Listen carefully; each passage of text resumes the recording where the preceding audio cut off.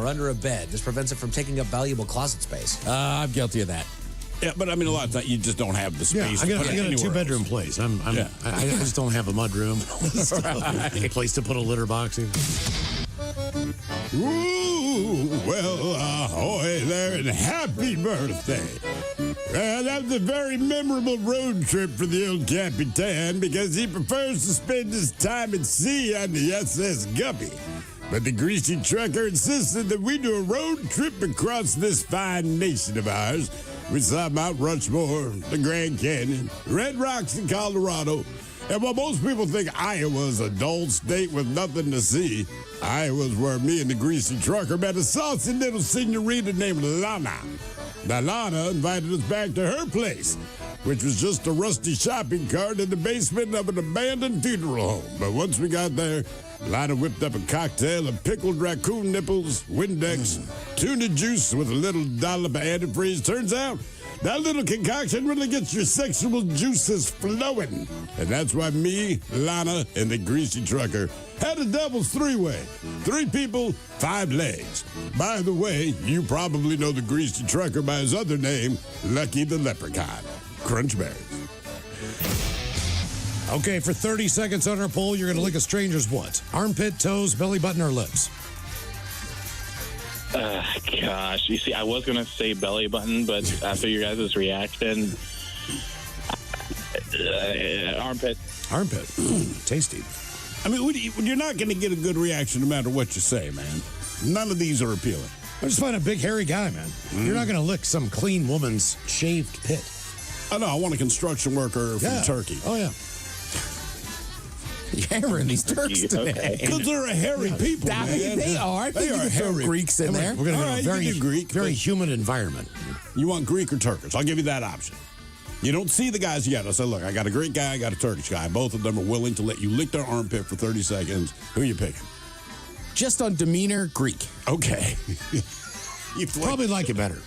Yeah. I feel like they'd like chat Yeah, I with you. second that. Yeah. I had to shave my back last night. It is amazing how much hair I can grow on my body and out of my head. Probably tastes like tzatziki. Hopefully. Maybe when he's Pretty done. good. Yeah. Tap the 30 seconds are up, man. He's digging in there. Like, I'm getting hit the Stop lamb. eating it. Can I have the other pit? It's a lamb. All right. Golly. Please Don't ruin a euro for me. Oh, man. Oh, you're eating that armpit meat. Yeah. Just rub a little cucumber in there. Hey, girl. Euros now with armpit hair. For extra. That would be horrible. Just put it on the side. As much as we like Euros, you look this guy's armpit, you're like, son of a bitch, it's the same flavor. It tastes like a euro.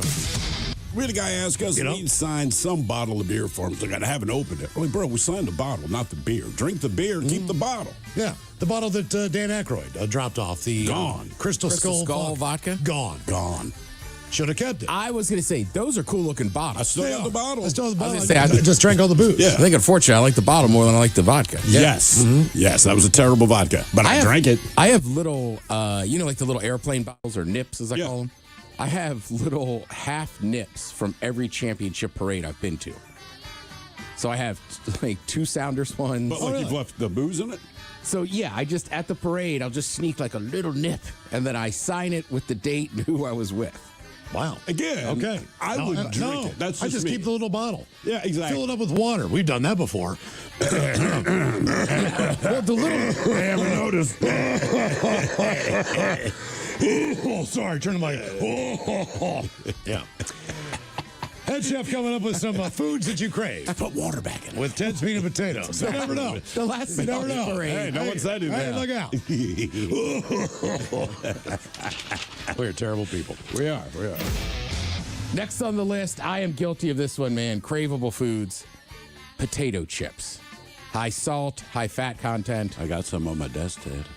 Yeah, it's all right. They I've calling your name when you walk in? You know what? I've been a little bit better. I have a bag of sour cream or cheddar and sour cream ruffles. All right. They've been in my pantry for almost a month. Ooh. It's because the ruffles Look are at you. thicker.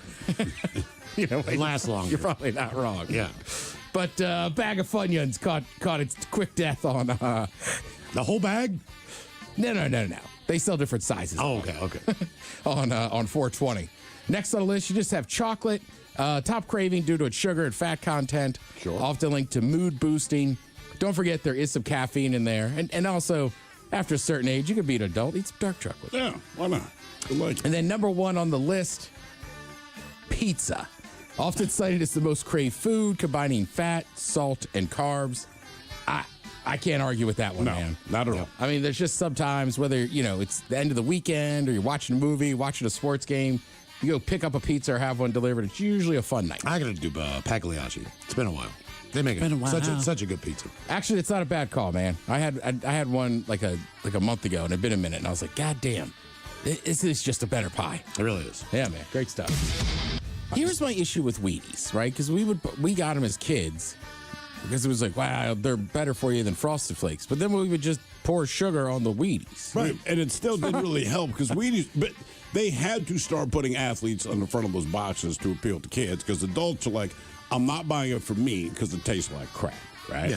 And then with the kids are like, we don't want it. But the thing when they is, started putting the athletes on, then you would beg your parents to buy you Wheaties in spite of the fact that you hated the cereal. But the athlete should be the one who picks the flavor.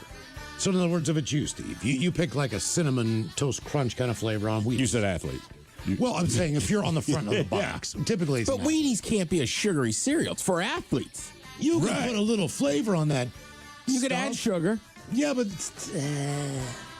Do you know the first box? Who was on what athlete was on the first box Well, of I Wheaties? believe now it's a lady. That is correct. yeah.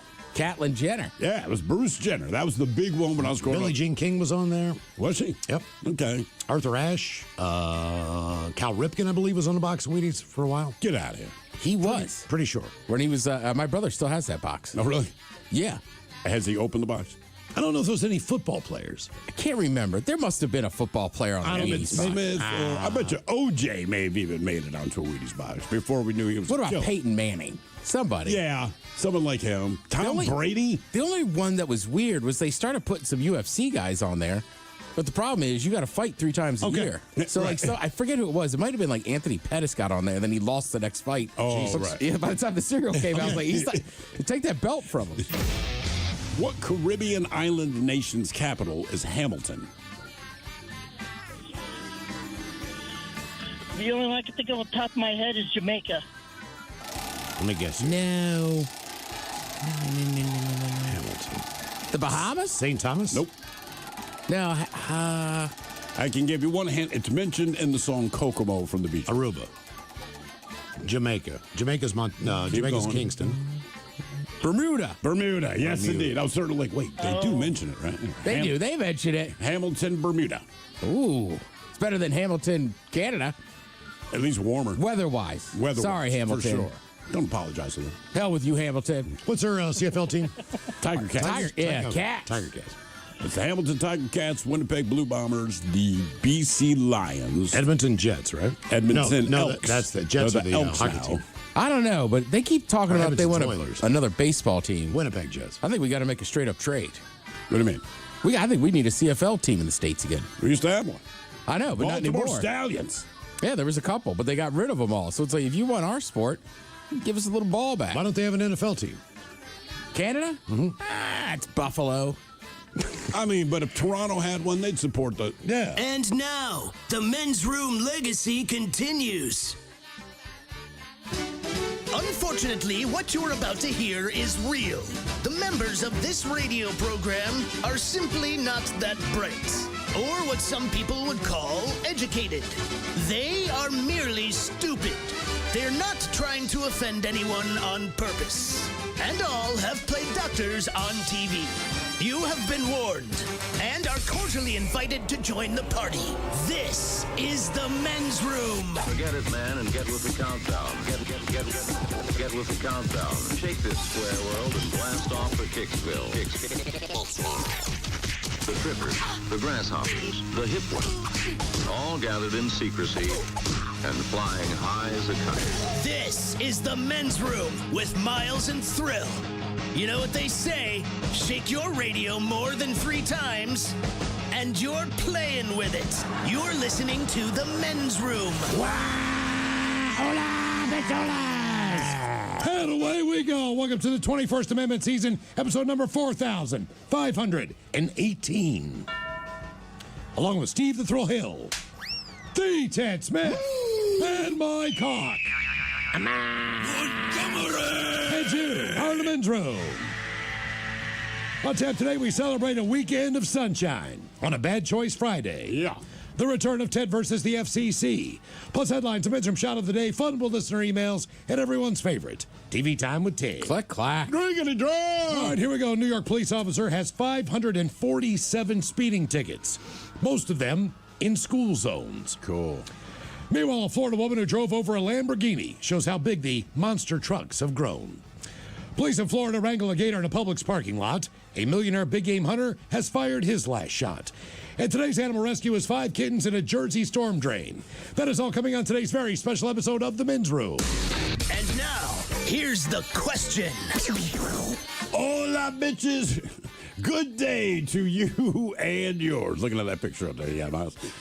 Earlier this morning, I was at Archbishop Murphy High School participating at a career fair.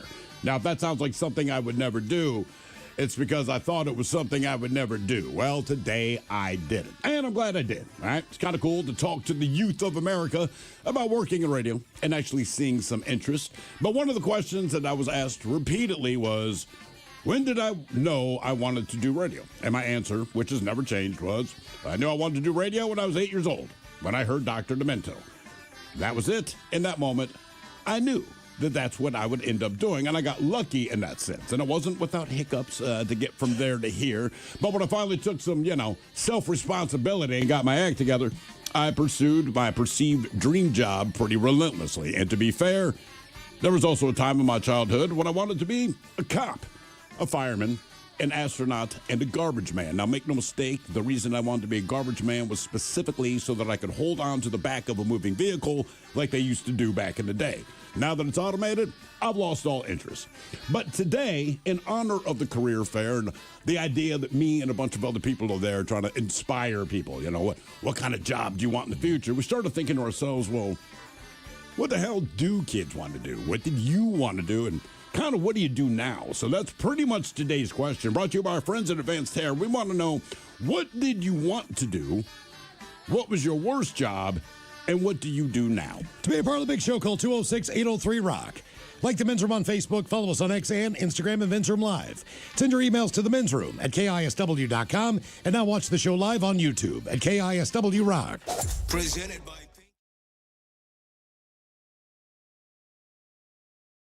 Edmund Ridge, featuring The Men's Room.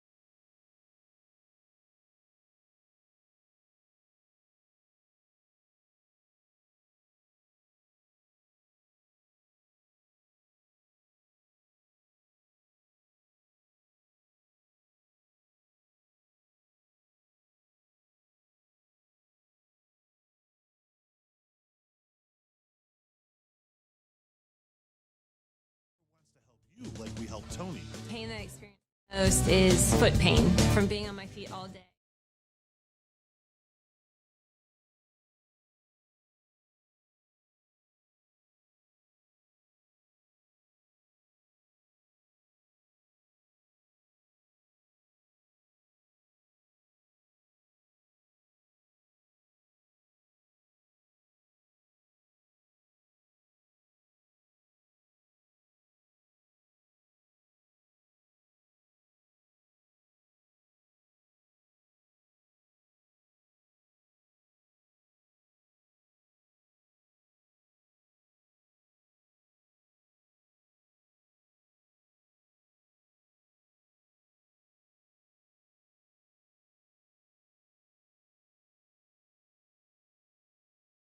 Intelligent Wi-Fi and a price that didn't change for 5 years. Thanks to the Xfinity 5-year price guarantee.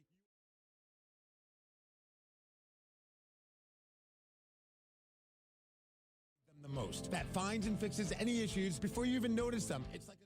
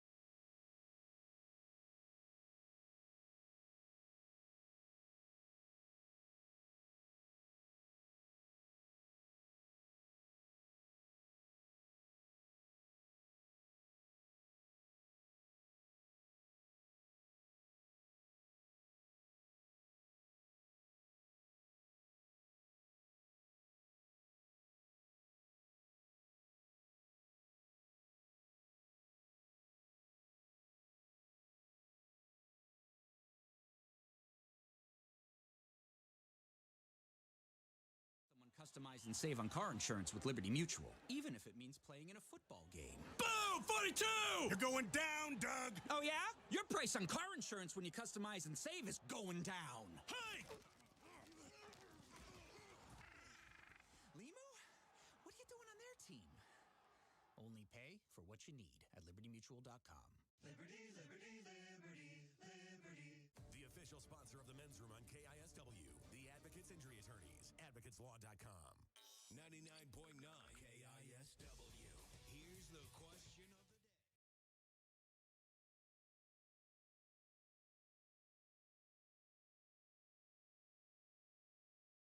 What was your worst job, and what do you do now? 206-803 Rock, you are listening to The Men's Room.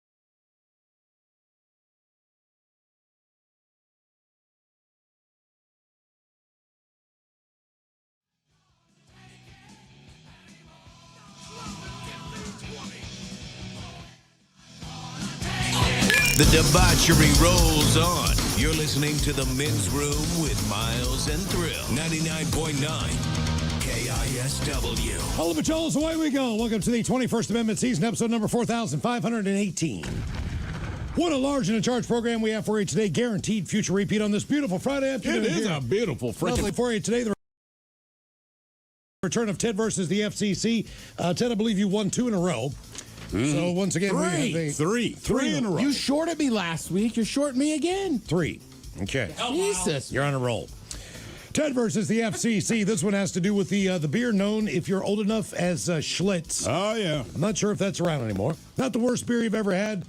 Not the best beer you've ever had. It's not it just the got the job worst done. beer you've ever had, but it is one of the worst 3 beers you've ever had. Right. They say that some say sheep that struggle from sexual frustration sit on ships. So Dylan brings us Ted versus the FCC coming up at 4:35.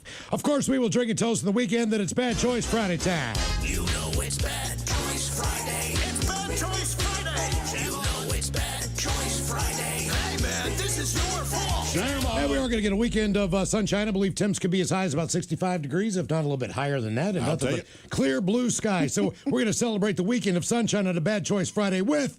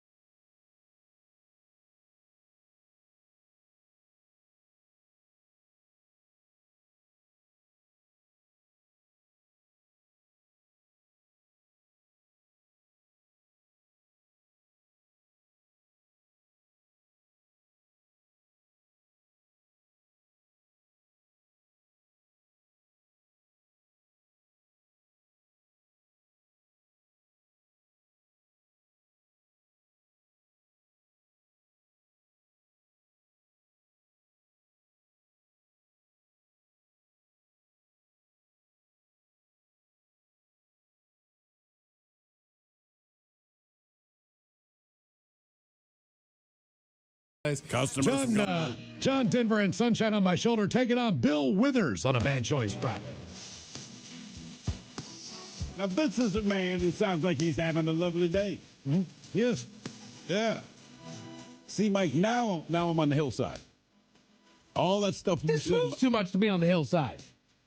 I end up bobbing my head up and down on the hillside, man. Bill Withers, also from West Virginia. A lovely day. What? Taking on John Denver, who sings about West Virginia, but not with Sunshine on my shoulder. Either way, it's a West Virginia-inspired, sunshiny Bad Choice Friday. Think they ever hung out? Who's that, Bill Withers and John Denver? Yeah. Hell no. Why not? If Bill Withers smoked weed, then he hung out with John Denver. They're more than likely, right? Yeah, John Denver, whatever, making fun of his song, but he was kind of the Willie Nelson of his time. Vote now on our Bad Choice Friday if you follow us on X at Men's Room Live. All right, on to our question today. What did you want to be? What was your worst job? And what do you do now? Steve, you got the opportunity today to go to, was it a high school career fair? A high school career fair, and when it first came up, I was like, no. Then I was convinced to do it. Fine. I'm glad I did. So about 9:30 this morning, they did it in 2 waves. You had the freshmen and sophomores, then the juniors and the seniors. So I'm in there with a bunch of other people. A lot of people are there recruiting, right? So, like, the Air Force is there, okay? And by the way, oh, that's cool. Everyone had a better setup than me because I was responsible for setting up my own table. So they gave you a table with the tablecloth. I had some stickers and some T-shirts. What's wrong with that? There's nothing wrong with that. And the kids took full advantage. And they kept asking, hey, can we have a sticker? I'm like, that is why they are there. Please take them. All right. So I'm looking around at everyone else's display. One guy, he had food, man. I mean, like, they've obviously done this before. This is my first one. It's fine. So the career fair starts and the kids come in. And, you know, they were pretty good. They went around to each table. But some of them, I will say, there was kind of the cop recruiting people behind me. First of all, apparently they sent the biggest goddamn cop on the force. This guy. There's no small cops. It looked like a superhero. State, county? Guy, I'm not sure. I didn't hover around him too long. They just make me uncomfortable. But he was a big big dude, just broad shoulder. I mean, he looked like your stereotypical cop, right?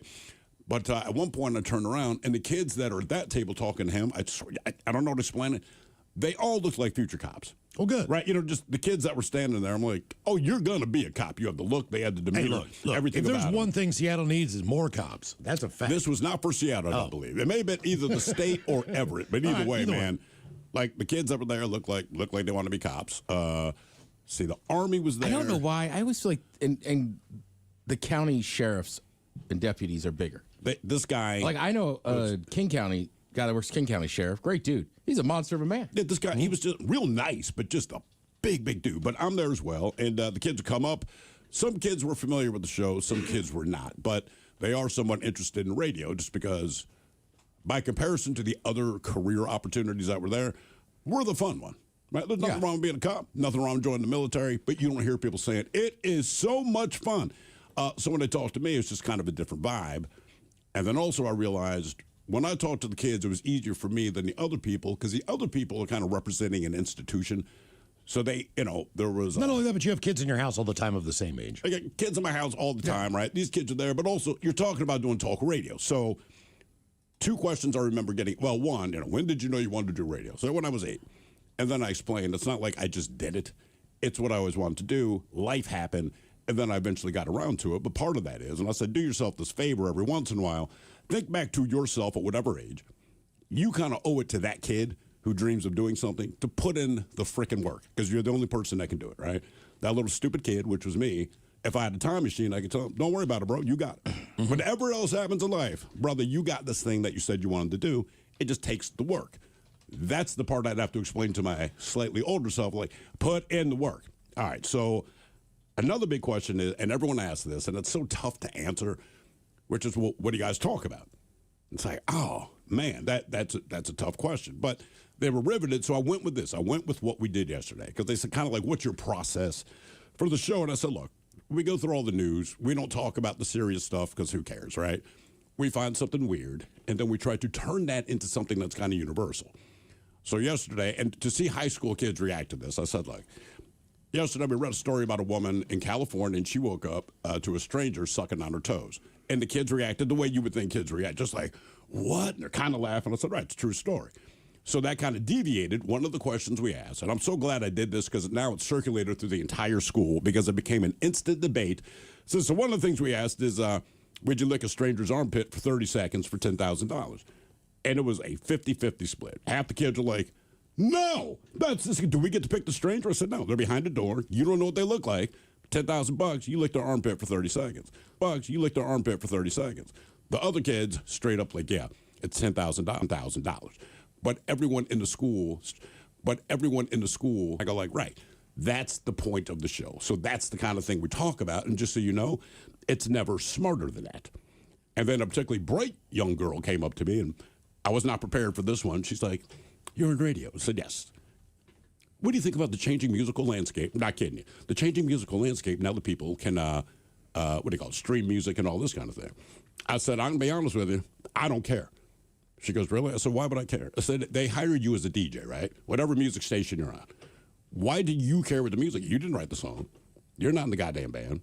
And if people want to hear a song or an album or an artist, they can go stream it. So what do you think the reason is they're listening to the radio? I said, because of you. They're waiting to hear what you have to say between the music. The music they can get anywhere. They can't get us anywhere. So I'm like, that's what you do when you're in radio. The music means nothing to me. So we only play 2 songs an hour, and that's so I can smoke. I don't know that I left the best impression on kids, but I was dead honest about it. But I said, why would you take a job where you think the music's more important than you? I said, they hired you, the band, you're doing a favor. The bands don't come in and perform live. Okay. Were you at a stand the whole day, or did you go into a classroom? No, they did this one in their cafeteria. So it's me and maybe 15 other vendors, for lack of a better word. And all the other stuff was a lot more serious than me. Like I said, it was colleges, military, the police, EMTs, and then my dumb ass. But the kids like talking to me because I could be a little looser. Right. I remember at DeMatha once, we would have that, and it was cool, right? Yeah. But like the fish and game guy came in once, everybody loved it. But there was a guy, I forget his name, he's a national NFL reporter now. Okay. But at the time, he was writing the sports section for the Post. And a lot of us were not pleased that we did not finish number 1 in the city that year. I mean, that poor bastard got grilled. Oh, really? Every class. It was like having a group of reporters that won't let it go. And he was like, well, I just think, this school did better. And he can't yell at you guys. Right. And then somebody would raise their hand and be like, did you see us play Gonzaga? It's like, Jesus Christ, guys. Here we go. I will say that the best moment I had this morning, though, and everyone, the kids were very lovely. They're well respected, all this kind of thing. But one kid, like I said, they did it in 2 waves. So it's toward the end of the first wave. And I'm guessing maybe he's a sophomore. But he's walking out of the gym. He had not seen me yet. And he's maybe 15 feet away. And he stops. He looks at me. Grabs his hair and his mouth does that slow mouth open thing. So I'm like, here we go. Keep in mind, this is a Catholic school, all right? And it's fairly quiet at this point because most of the other students had left. And he goes, oh, my God, Steve the Thriller Hill, holy ass, at the top of his lungs, man. So I was like, whoa, buddy, dial it down. He lost his mind. He Abel? What's that? Oh, somebody sent us a picture of you and them, so I'm guessing that's the kid. Maybe. Let me see. Because that's the dude. That's the dude, all right? So to say this kid is a fan is to put it mildly, man. So, I mean, he lost his mind, and even after he left, funny, he left, and the teachers were like, normally we're not cool with the students, screaming expletives in the middle of the school day, but that was a reaction. He was having a moment, but they're all kind of smiling. And I said, look, I'm glad I could have that effect on the kid, but obviously it matters. Then he came back about 2 minutes later, and he was a super nice kid, because he even goes man, I'm not good in these situations. I'm like, there's no situation. Dude, you are fine. You're cool. Gave him a T-shirt, sticker, whatever. Okay, can I say this real quick? But he came back 2 minutes hold on. later, and he goes, one last thing, man. Can I get a picture? I'm like, of course you can get a picture. And I guess that's the picture. So Dayton hooked him up with a bunch of T-shirts. Yeah. To give the kids, right? Most of those shirts are men's room beer of one variety or another. Oh, yeah. Now, he's handing out beer T-shirts at a high school. Yep. Now, when I was in high school, if you were to wear a shirt that had Coors on it, oh, you had to take it off. They would send you home. Yeah. If you didn't have another shirt to wear, you had 2 options. You turn it inside out. If you could still see the logo on it, you had to go home. But the thing about our beer shirts, I don't know why that rule is in place. Because I did check, because I realized. So I did check, and there was one for the men's room gold, but it does not say. It doesn't say anything. But I did not know that because they were all rolled up. So when the kid grabbed it, I'm like, oh no. Just another quick aside about that. One of the kids, so we had there was a sheet up there that said, look, in addition to doing radio, we also do a lot of charity work, and we do it through the sausage, the salsa, and the beer. So one kid's looking at it, and he's pointing down at the beer logo, and he goes, hey, man, tell me about this beer. Is it hoppy? I don't really like hoppy beers. Oh, this is a kid. Right. So I'm not sure what the legalities are of me talking to him about a beer being that is underage. And I just said, you don't like hoppy beers? He's like, yeah, I'm not big into the hoppy beers. I said, that's amazing because I'm sure you've never had one. Then he's like, right. But, right. So then we kind of understood the situation.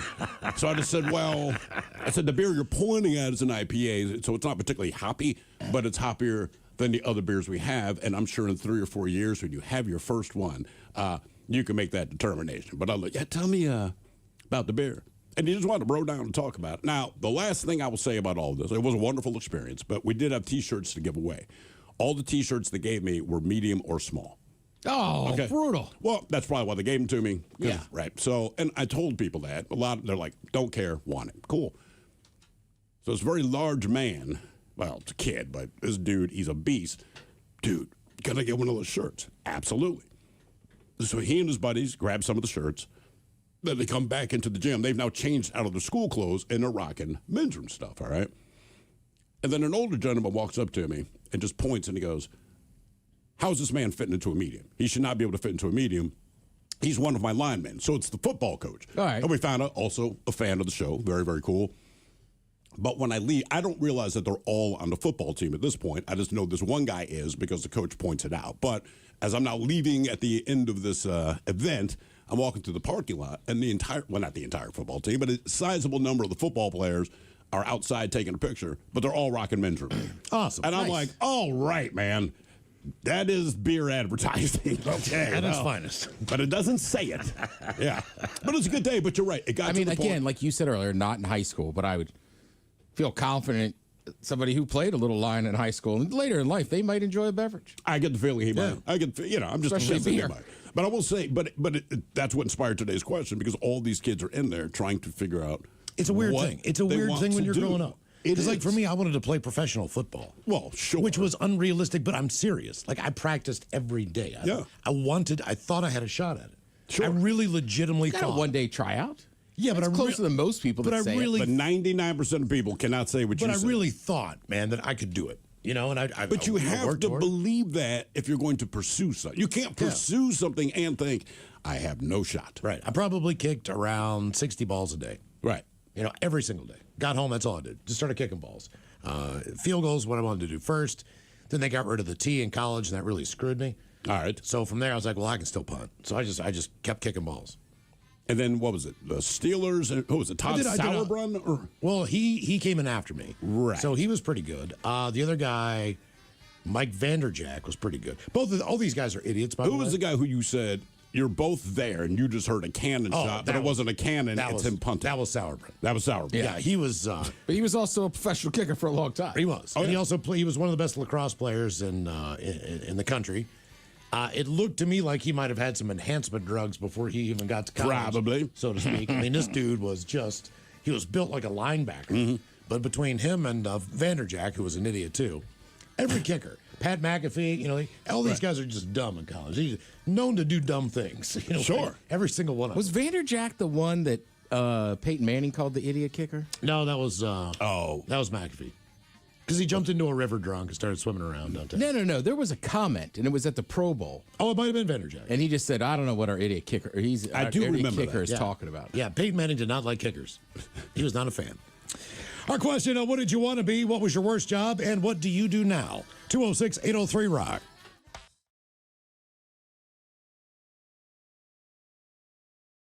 Into us going to Seahawks games, they started playing The Verve. And that's right, yeah. And that song was basically their intro music every single time. Bitter Symphony? Bittersweet Symphony. Bittersweet Symphony, yes. And it was this cool moment, man, where it was just, I don't know, the vibe in the stadium was really cool. Song was popular, man. They put the big eyes up on the board, and it was just, it was a cool intro, man.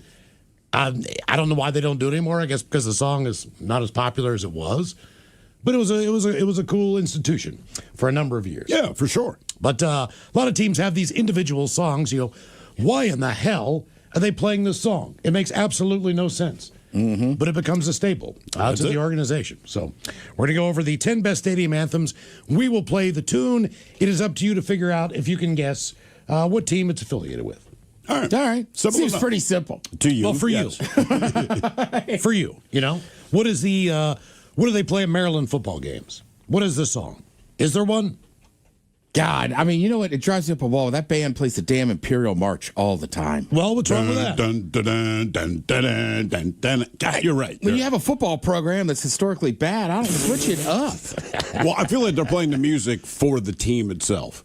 They're on offense. Then they used to always play the Hey song, right? Right. But they had to stop playing that because all the Maryland fans added, Hey, you suck. And then we're going to beat the hell out of you. So they kept doing it. And then at basketball games when we're good, it got real bad. Yeah, the verbiage got real bad, yeah. Right, like I always say, like they would walk around in shirts that just said F Duke. Yeah. But they didn't even star out a letter. And I was like, guys, all right, that's just a fight song, yeah. But yeah, you got to be a little more inventive, right? And you can't just wear it on national TV. Right. That was kind of the big issue. NCAA's like, hey, we can't show anyone in the crowd because everyone's wearing an F Duke shirt. Right. Also, it should be noted that, you know, when you think about certain cities and you think about teams that are represented, it doesn't always correlate with anything local in the area. Sure. The TV broadcasts do it the best. Now, during the NFC Championship game, you know, they're bumpering in with no excuses from Alice in Chains. Yeah, they're going to use Seattle or L.A. bands. They're playing Hendrix, they're playing Pearl Jam, they're playing all that. And when we watch the Super Bowl, you know, they're going to be playing Aerosmith and things from Boston as well as they bumper in and bumper out. But we have the 10 best anthems that are played in stadiums coming up. Some of those, like there's the one guy that's pretty famous for Fox, right? Especially if you like jam bands, because he'll always use Fish and the Grateful Dead and this and that. But then somebody was showing me that like sometimes they're like these Easter eggs that you don't even know. Like they'll play a song and you're like, all right, I know that song. Then it's like, well, that's the running back's nickname or something. Oh, so they're like doing research. You got to really understand. That's cool. That's pretty cool. Yeah, I enjoy that. Sit and Spin coming up at 4:30. And today with our question, why were you wet and what was the liquid that got on you? Here is a horrible story that happened on a Delta plane. And if you've ever been involved in cold weather travel, you know that at times, and it happens in December and January at SeaTac quite often, they need to de-ice the airport. Yeah. And it's a very common thing in the Northeast, obviously. But a Delta Airlines plane had to return to the gate on Sunday after de-icing fluids leaked through the exterior of an airplane and soaked a passenger inside. Doesn't that lead you to believe that the plane itself isn't safe? And look, I don't know anything about aerospace. From a cabin pressure standpoint, yes. That's what I'm saying. So, like, you're spraying the de-icer on the outside, which everyone understands, but it leaked inside. So it just tells me if they had not de-iced the plane, if the temperatures were normal and that thing took off, not necessarily a disaster waiting to happen, but I mean, like, is the pressure going to Yeah, are you going to hear a whistling the entire way? Yeah, I'm like, where did it leak it? Guys, that's really bad. I've been on a smaller plane before in the window seat where the window was rattling. Sure. I'm like, this is not good. But the small planes, I don't even know how much they pressurize them because they don't go above a certain altitude. Correct. But, I mean, if this thing's going, 36,000 feet up in the air and you're telling me there's, quote, unquote, a leak, I don't know. That more than anything else, that made me super uncomfortable. Passenger then alerted the flight crew. He said, hey, I'm wet. The plane is leaking. And the pilot asked to go back to the gate. He told air traffic control that the passenger was okay, but they probably will need a new pair of pants. Delta says the de-icing fluids are non-hazardous and that the fluid leaks are very rare. They should be. By the way, I did look up the de-icing ingredients. It is non-toxic. Okay. They went back to the gate and swapped the plane out so that maintenance could double-check that there wasn't a problem with the fuselage. The flight took off later that day with a different plane. 3 hours late, the soaked passenger did leave with it. It's unclear if he got new pants or not. It just depends on the airport. I mean, you need new pants. You probably could get them in SeaTac. I'm sure there's a place in there where you can buy some But do pants. you feel like spending your money on new pants when No, you I had do not. nothing to do with it? These are like sweatpants that are pink and say Seattle on the That's side. exactly what And you're they're buying. going to cost you like $70. Right. Right. These are kind of like the lifeguard clothes that you buy at the beach. Yeah. Just because you're young. How did he get their attention? He probably jumped the hell up and said, he told "What the flight. F?" He told the flight crew he's getting soaked. All right, because they were de-icing it, so they were parked. Yeah, you're still I can just parked. imagine if you were already pulled away from the gate, them being like, "Hit, stop it!" The button. They said it's leaking. They said there was an inch of water in his seat. Damn. So I mean, it wasn't just. It was not just a spray job. It was. It is pouring down above him, and you got to remember too that, man, the luggage compartment is above you, so you're not really seeing the leak where it's coming from. All that luggage was put up there, soaked. It was soaked too, and it was coming down through that. So when On you one look up, you don't really see a leak. You just see fluid just running out. That just tells me that of is the above storage compartment. A plane that should not. And again, I know nothing about the industry. I just don't think Has these new that biggie plane should deals, take off. So I everyone in the understand, family can check get what they're the craving. fuselage. From nugs to Check a lot of things, JBCs. dude. There's a leak. The parental Actually, units can get an $8 last biggie week. bundle. The eldest who think they're so grown can get a $6 biggie bag. And the little one who can do no wrong can get a $4 biggie bites. You know, assuming they have a credit card. No, I'm kidding. We take cash too. 4, 6, and $8 biggie deals for the whole family. Only at Wendy's. Price realization may vary. Single items at regular price. Prices may And vary. obviously not guns and all Hawaii. that, but other stuff. So the flight he was on, he was leaving Miami. He's flying back to Philly. One of the guys that's on the flight is of Cuban heritage and had gotten some Cuban soup to take back to his family in Philly. No big deal. He doesn't know the guy. But the guy with the soup put it in the overhead bin. All right. I don't know what he did to seal it, but as the story goes, and this is when people were much kinder on planes, but the plane is mid-flight. Like, they've already taken off. They're doing the thing. And so the guy who brought the soup is in the window seat. Somebody he does not know is in the aisle seat. Well, the soup springs a leak, and it starts pouring out of the overhead container and lands on the guy who's in the aisle seat. He's like, what in the F? So I guess the guy in the window seat says, man, I really apologize. It was Cuban soup. I'm taking it back from my parents back in Philly. I guess it's leaking. So it's like, well, what if the guy who's wet is? And I thought for sure the guy who got soaked was going to start an incident. The way it's explained to me, so the guy takes his finger, rakes it over his shoulder, tries the soup, just looks at him and says, it's good. And that was the whole thing. Yeah. They took it down. He said it was about half gone at this point. But even that, but he goes like, who would put soup in the overhead container of a plane. I'm like, that guy and nobody else. Also, I'm with you. I could fathom bringing a container of soup, but I would sit it between my feet. Yes. You know, there's no place worse to get wet than on an airplane. Mm-hmm. And I know you've been peed on and everything else, but we had just taken off before beverage cart service even started the flight, because the kids were 2 and 3 and they're acting like 2 and 3-year-olds. My wife is sick. Flight attendant just looks at me and says, "Do you need a beer?" I said, "I absolutely do. Thank you." Right? Cool move, whatever. My son is sitting on my lap, which is cool because I had to buy a ticket for him. I didn't realize my lap is worth $600. Anyway, she puts down the tray table. She opens my beer. The second she opens my beer, before I can even reach for it, my son knocks it over and he goes directly into my lap. So now my lap is ice cold. But before I can even scream that my lap is ice cold, it heats back up to room temperature because he simultaneously peed exactly where he spilled the beer. And we have just gotten in the air. And I'm like, I'm going to kill my child. I'm going to open the door to the plane and I'm going to throw him out. So my wife's like, well, you got to change him. I said, I know I have to change him. I'm just seething for a second. Give me a second. I change him. He's dry. He falls asleep. And for the rest of that flight, 6 hours, I just reek of and you're beer and pee. You can't move. And you feel it dry, but it's on my gooch, man. It is on my testicles. It is on the twig. And for it to just be damp, and then it goes from damp to moist, and it's that weird drying sensation, you know, when you're wearing wet clothes and you've got to let it dry on. I hated it. And when we landed, I smelled so gross. It smelled like I peed my pants. But you also you have crotch rot, too. You have a feeling of just like... I've spilled a whole IPA in my lap on a plane.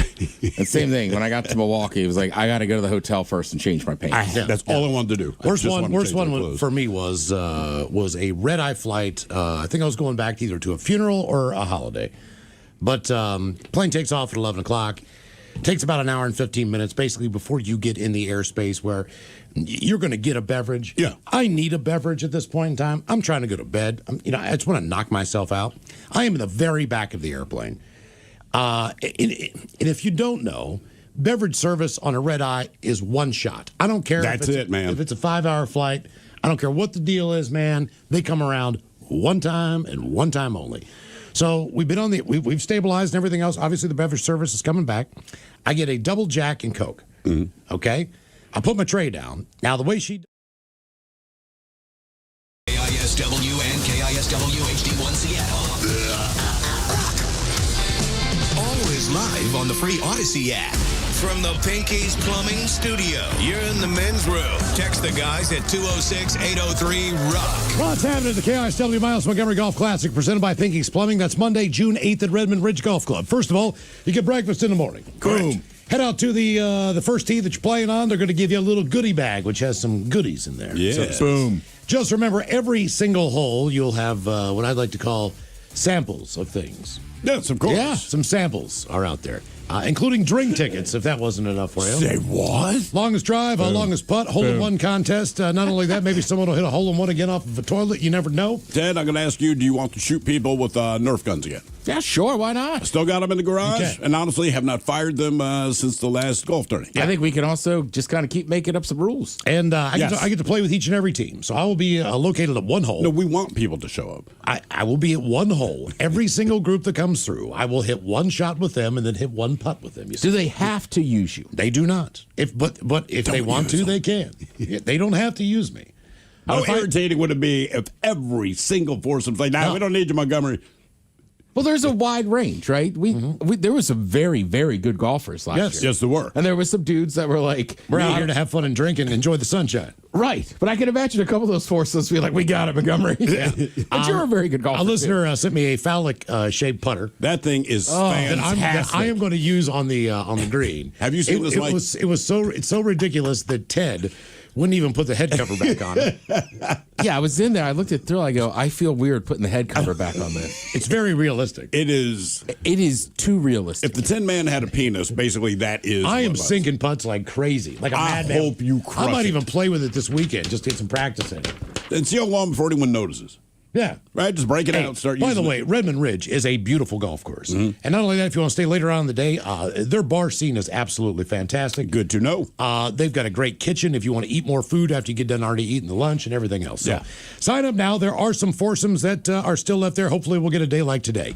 Just head to KISW.com. All right, on to the question and talking about jobs. What did you want to be? What was your worst job? And what do you do now? 206-803-ROCK. Hello, Bill. Welcome to the men's room. Positive Friday, gentlemen. Positive Friday. A long-time listener, second-time caller. I appreciate what you guys do. Oh, thank you, man. Thank you, man. Yeah. Well, like Thrill, and I'm sure a lot of youth, there were a lot of things I wanted to do when I was young. Astronaut, police officer. I wanted to be the first black daredevil motorcycle driver, but that never happened. Did you ride a motorcycle? But I rode once. Are you black? More importantly. Yes. That's the most important part. That got it confused. Yes, I am black. Like a black daredevil, like a stuntman. Is there a prominent black daredevil now? No, there was a guy, and he was fake, but I know you don't remember. There was a movie called Earthquake way back in the day, 70s, one of those big, disaster films. But one of these survivors who then went on to help people was a black dude who was the equivalent of Evel Knievel, was just a black dude. Oh, cool. And I remember he had this cool black jumpsuit with yellow lightning bolts on it, and I wanted to be that dude. And his girlfriend was Pam Grier. I did, man. Honest to God, I'm like, I want to be that brother. Why does everyone want to be a cop and an astronaut when you're a kid? When you watch Evel Knievel as a kid, you thought if he ever landed a jump, that was his job. Right. That's all he had. That was his. For the most part. But he never did it well. If he had any other job and did any other job as poorly as he did that, he would have been fired. I wonder if he got a pretty good cut out of the toys. But he was so bad at it. I'm with Thrill. Now with this caller, I'm thinking, point to the black delegation. Right? Only white guys are out doing this and messing themselves up. Right. Well, I was a caller that jumped on a bike when I was a kid and burnt my leg because I wanted to be Evel Knievel. So yeah. You know what you should do, man? If you still want to do stunt work as a black guy, you should call it black ass instead of jackass. Yeah. That would be rare, like a black man driving a Subaru. Yeah, it doesn't happen unless you stole it. I'll give you $1,000. Yeah, you're not wrong. That could work. You see a black man driving a Subaru, email me. I'll send you $1,000. All right, I'm dead going out serious right now. Be on the look, people. I'm being dead serious. Subaru driver's like, let's never keep looking at it. I'm that confident. Oh, well, okay. You know what? I'll have to challenge accepted. All right, game on. Anyway, so growing up, like I said, there's a lot of things I wanted to be, and I was actually lucky with most of them. So wanted to be in the military, so did that in the Air Force. For some reason, wanted to be an armored car driver. Actually did that. Yes, money does fall out of the truck. Wow. Wanted to be a... How often does money fall out of... you say this like, just expect it to happen. Let's just say that I would probably say that during my years, it's probably happened maybe 15% of the time with various trucks. All right. And now, do they believe you when you say money fell out of the back of the truck versus you may have hidden it somewhere on your person? Well, in most cases, we realize it when it happens and we would retrieve it. Okay. I don't know about those that did not. And I'm not going to go any further than that. But anyway, at one point, wanted to be a bounty hunter. Did that. You did that? Yes, I did. What was the weirdest situation what was the weirdest situation you got on doing that? I would say the guy that we found, which we could not find until we found a bunch of food in the closet. And then we realized as we looked over at the refrigerator and we got that look like, yeah. So we pound on the door of the freezer or the refrigerator. We hear movement, but the guy does not want to answer. Well, we know you're in there. Just come on out. The guy refused to come out until we opened the door. And then his question was, how did you guys know I was in here? Okay. That's a testament to the dumb A's in America. Anyway, so did that, became a deputy sheriff for a number of years. Then I relocated out here and ended up with my current job at the Port of Seattle. But I will say the worst job I've had was probably emptying trucks at UPS when I was younger. Is that just based on the physical nature of it? Yeah, the physical nature. I mean, you can grab a box the size of a soccer ball, and it is full of metal, and you're like, holy crap, this thing is full of snap-on tools. Right. And they're rushing you, they're pushing you, you got to get this thing emptied. And I remember that one night, because they blasted music on the speakers, and the song came on, Ain't Nothing Gonna Break My Stride. Well, at that point, that's it. I was done. The universe sent me a message. That song was terrible. That is what ended your career. That was a terrible song, too. It was a terrible song and a terrible motivator. Right. I mean, that's a tough job. My brother did it one year for Christmas, and then generally because they hire extra people. Yeah, of course. And then a lot of times they'll offer you to stay on. And I think he only lasted like 6 more months. It was so physical. Just unloading and loading the trucks and all that. Correct. I can believe it's that. a good, it's a union shop. It's a solid job. You just got to work your ass off. It's right. It's physically demanding. Mm-hmm. Yeah. Much like radio. That sounds like a great life. Just all those different experiences. Well, he did everything he set out to do, which is pretty cool. What did you want to be? What was your worst job? And what do you do now? 206-803-ROCK. Well, actually, he didn't, because he was never, I noticed and all that, he never was an astronaut. He did get to the Air Force, well, Katy which Perry is did about as close as right. That probably pisses him off. Like, Katy Perry's an astronaut now. Did any of those people who went up in space on those commercial flights, did any of them really aspire, maybe other than James T. Kirk, William Shatner, did anyone ever really aspire to be an astronaut? Or did they just get lucky enough to get a chance to do it? You notice the one thing they all have in common? Money. Right. Correct. We know who they are. Look, they should send up, seriously, Bill Nye the Science Guy. Right. He would appreciate it. He should be up there. Neil deGrasse Tyson. People like that who just this matters because you've done this your entire life. You should have that opportunity to be able to get that view. You know what made me not want to be an astronaut? Like when I'm a kid, you want to be an astronaut because you're a kid. That's part of it. But also, the moon program wasn't that far behind when I was born, so they're still talking about that. So in my mind, to be an astronaut, you're always on a rocket or you're walking on the moon. When you look at the reality of an astronaut, they'll tell you they're an astronaut. Have you been to space? Not yet. Have you flown on any of the space systems they have? Not yet. It's like years and years and years and years of training, then being on a waiting list, and then maybe you're one of the people that gets to go on Artemis. Okay. Or something like that. Right. Or you're on the space station, and instead of doing astronaut things that you think are cool you're when doing you're science a kid, projects. You're doing science, man. It's like sitting in science class for 60 days straight with the same people. And you're like, being an astronaut kind of sucks, man. Unless you do something like Artemis or you do Apollo. Otherwise, I wonder what an astronaut gets paid.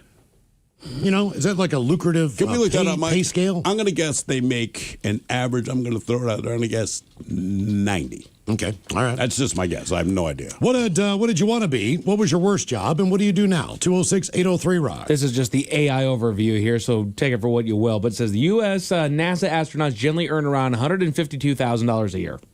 And they don't go anywhere. As of 24 to 26. Yeah. And you're probably living in Houston or Florida or Arizona. You're living somewhere warm, that's for sure. Yeah. Hello, Amanda. Welcome to the men's room.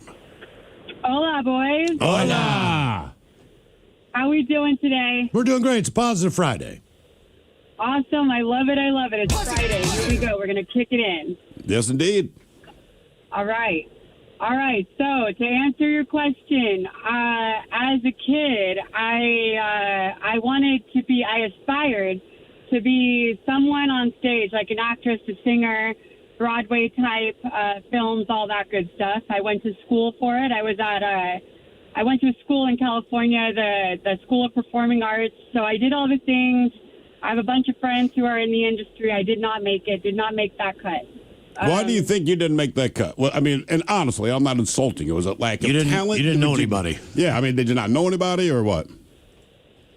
So actually, it was the financial point. Like all the kids that I went to school with, they had agents. They had their pictures. So I went there as a kid. I'm a kid. So reality, my own personal reality was like, this is how it's done. But because I didn't have an upbringing with money. Like my family wasn't paying for agents and all that or seeking that out. Right. So I just didn't have the money to cut it. That's the thing. I have done things though still. Like I've tried stand-up comedy. One of my fun jobs that I do is to this day is still stage related. I am a karaoke KJ. Okay. I like to be on stage. I'll act. I'll do all kinds of things. And, like Uncle Rico, I could have had my chance. Well, I'm guessing this was all like trying out for American Idol and that stuff too. Oh my gosh, I tried out for America's Got Talent. I tried for American Idol. I did all that. I'm a singer. I can sing. I can do stuff. But I really think, unfortunately, in today's age, we don't see a lot of new actors or actresses that are not related to one. That is very, very true. What song did you audition with at American Idol? So which time, right? So, I back in my day, the first time I did it was Edwin McCain's "I'll Be." Okay. I did a little "Don't Stop Believin'." Damn. And and I can rock that song now. Now I'm I'm going to be 47 tomorrow, and now I can sit here and say I could have had it if I did that song, back in the day and got my vocals stretched. That would have been the winner. But I rock it at karaoke now. All right. Let me ask you a side question as a karaoke host. Okay. I've been one place, and the karaoke host is fine, but they sing very slow songs. Always. And to me, it just doesn't inspire the crowd to get up and start singing, and it puts me in a sad mood. Can I say to that host, pick it up? You should, because I'm a vibe checker. If the crowd is vibing on the low, then I'm going to go ahead and stick with that. Or I'll pump out some "Don't Stop Believin'" and get people up on their feet and yelling, because nothing sucks more than to be in a dreary karaoke spot. Yeah, they're a good singer, but it's just like you're singing the worst song. Is the karaoke job your full-time job now? Oh God, no. That's my fun job. I have so many things. I am actually I am a middle school science and PE teacher. Okay. How do you do science and PE? What are you better at? What are you better suited for? Oh my God. Well, what am I better suited? Well, that's a really good question.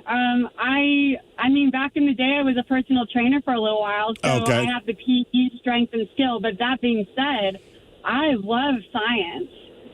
Science is killer. I'm learning with the kids, and it's pretty fun.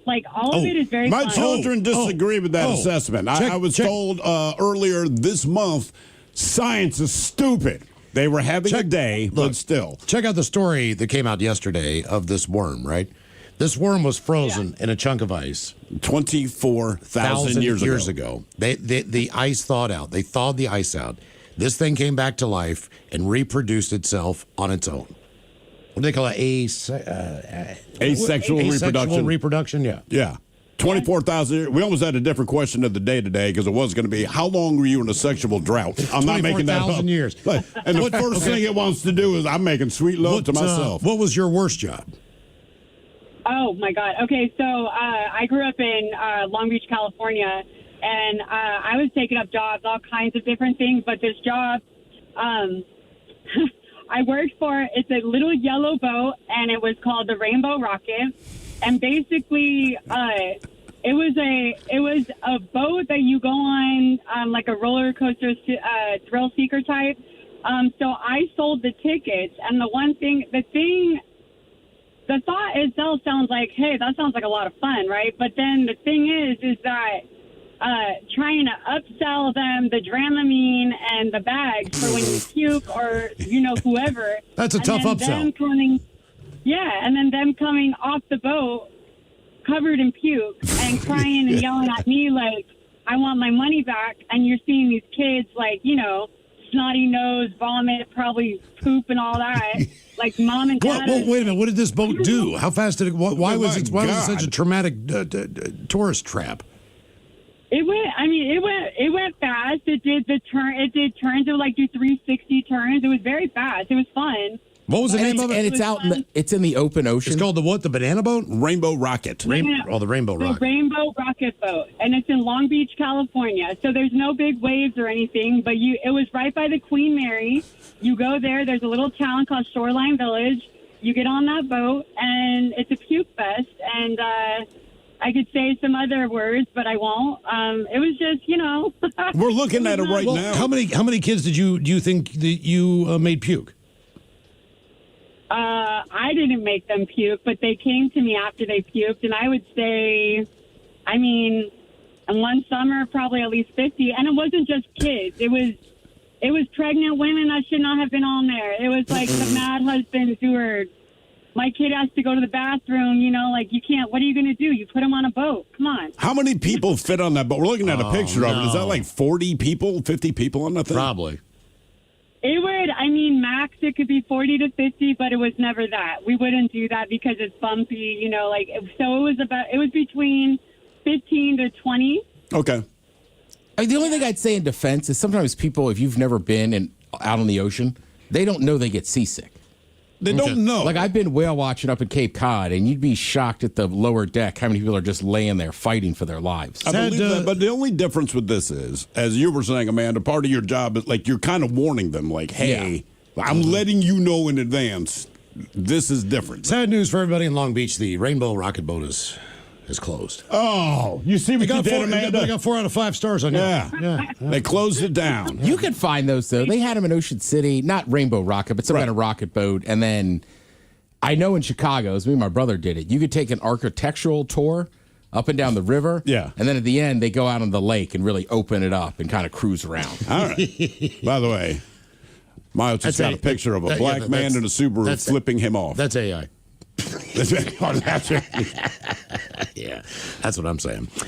Our question, what did you want to be? What was your worst job? And what do you do now? 206-803-ROCK.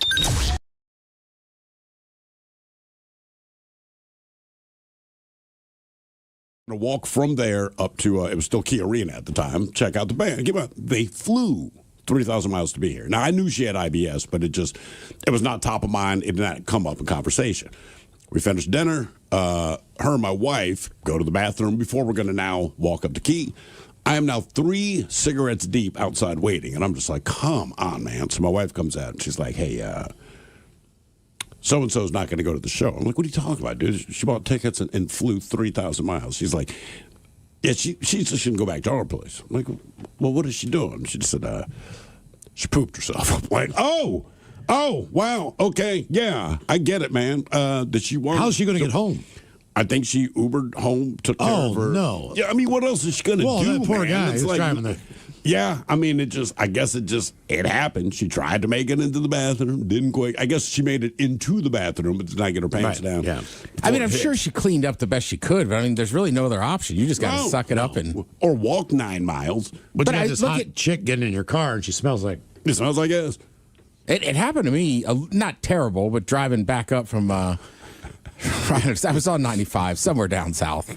And same thing, like I just didn't make it in time, and I just left that pair of underwear in a bathroom. Oh yeah. In some gas station. Mm-hmm. You're not the first. Yeah, right. I left mine at Safeco. Right, because now you just have that gross pair of underwear, and it's like, well, I'm not putting them back on. That should be a future question of the day. Where have you left a pair of underwear? We know why you left it, just where was it? What is weird or not right with your body? 206-803-ROCK. Mine was at a downtown mall called the Gallery of Baltimore, across from Harbor Place. Underwear had stay. I'll leave it at that. Hello, Luke. Welcome to the men's room. Positive Friday, gentlemen. Positive Friday. Okay. So, this is pretty similar. Okay. Anyway, this is pretty similar to the last one you heard, but it does revolve around lactose intolerance. My mom found this out when I was a really little baby, basically, and I've kind of taken a more learned approach to this when I was in my teens, but basically without a dairy pill, if I eat something with a lot of dairy, I get really bad stomach pains and really bad gas. Sometimes it's internal, sometimes it's not, but if I feel something's wrong down there, I will let my family know the green fog is coming. So at least you know. Generally, yes. The green fog, you call it. Now, is it the type that will clear a room, or is it just relieving pressure? It varies from time to time, but generally speaking, I do know how to exit the room quick enough where, like, if it's super crowded, I know how to do it while not drawing too much attention to myself. But if my brother is there, he might say, "Don't worry, I'll cover for you." Do you have a girlfriend? Are you married? No, I'm sorry. Well, because they would keep you from doing that. They would keep you from eating excessive dairy. That's one good thing about having a partner. They keep you in check because they care about you. But you have to remember, so I'm mildly lactose intolerant, right? So, I mean, I can eat cheese and all that kind of thing. I can drink skim milk. If I drink whole milk, it's a different thing. But the one time I always forget, and probably once a month we'll do it, I have like chicken Alfredo or something. I never think about it in the Alfredo sauce because you don't perceive it as a drink or a food. You know what I mean? It's about the pasta. And then I'm telling you, more than anything else, within like 20 minutes, I'm like, oh, no, man. And like you said, just gut pain. And like, I'm going to go poop for the next 8 hours. I mean, look, I'm the same with you. Like, I'm not, like, I can drink milk and stuff, but there's a certain threshold. Yes. So same thing. I did it last week, right? We were eating pizza, ate ice cream sandwiches the next morning. My buddy's like, you okay? And I'm like, no, I'm definitely somewhat lactose intolerant. Yeah. Mm-hmm. If it's made with heavy cream. On a scale of 1 to 10, my stomach pains, that's usually around somewhere between a 5 and a 7. But either way, 50% of the time, I'm fixing to fart. Okay, all right. Well, that was the entire statement. All right, so I'm fixing to fart. What is the worst experience you've had with this condition? Like, what was the worst blowout? The low point? I really wish I can remember, but I will say whenever that happens, half the time it can be a little smelly, and half the time it's just scentless. It's just rank.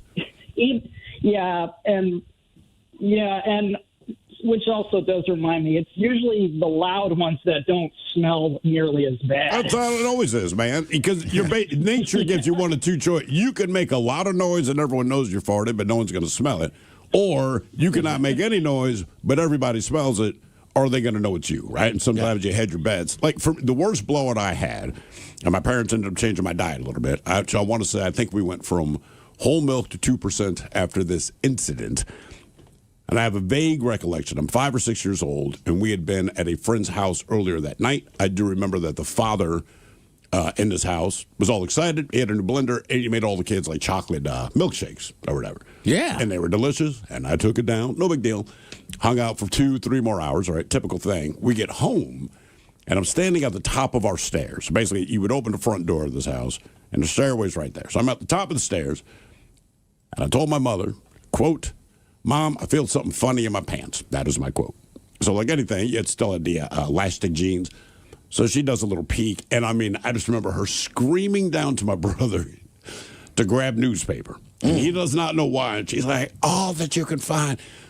Especially, she rips down my pants, and I mean, it's just flowing out of me like a soft serve machine is broken. Mm-hmm. Right? And I remember the feeling of it just on my legs. It's massive diarrhea. It just wouldn't stop, but I'm still standing at the top of the stairs. And the bathroom was right around the corner. She never really got me in there until after I was kind of done purging, so to speak.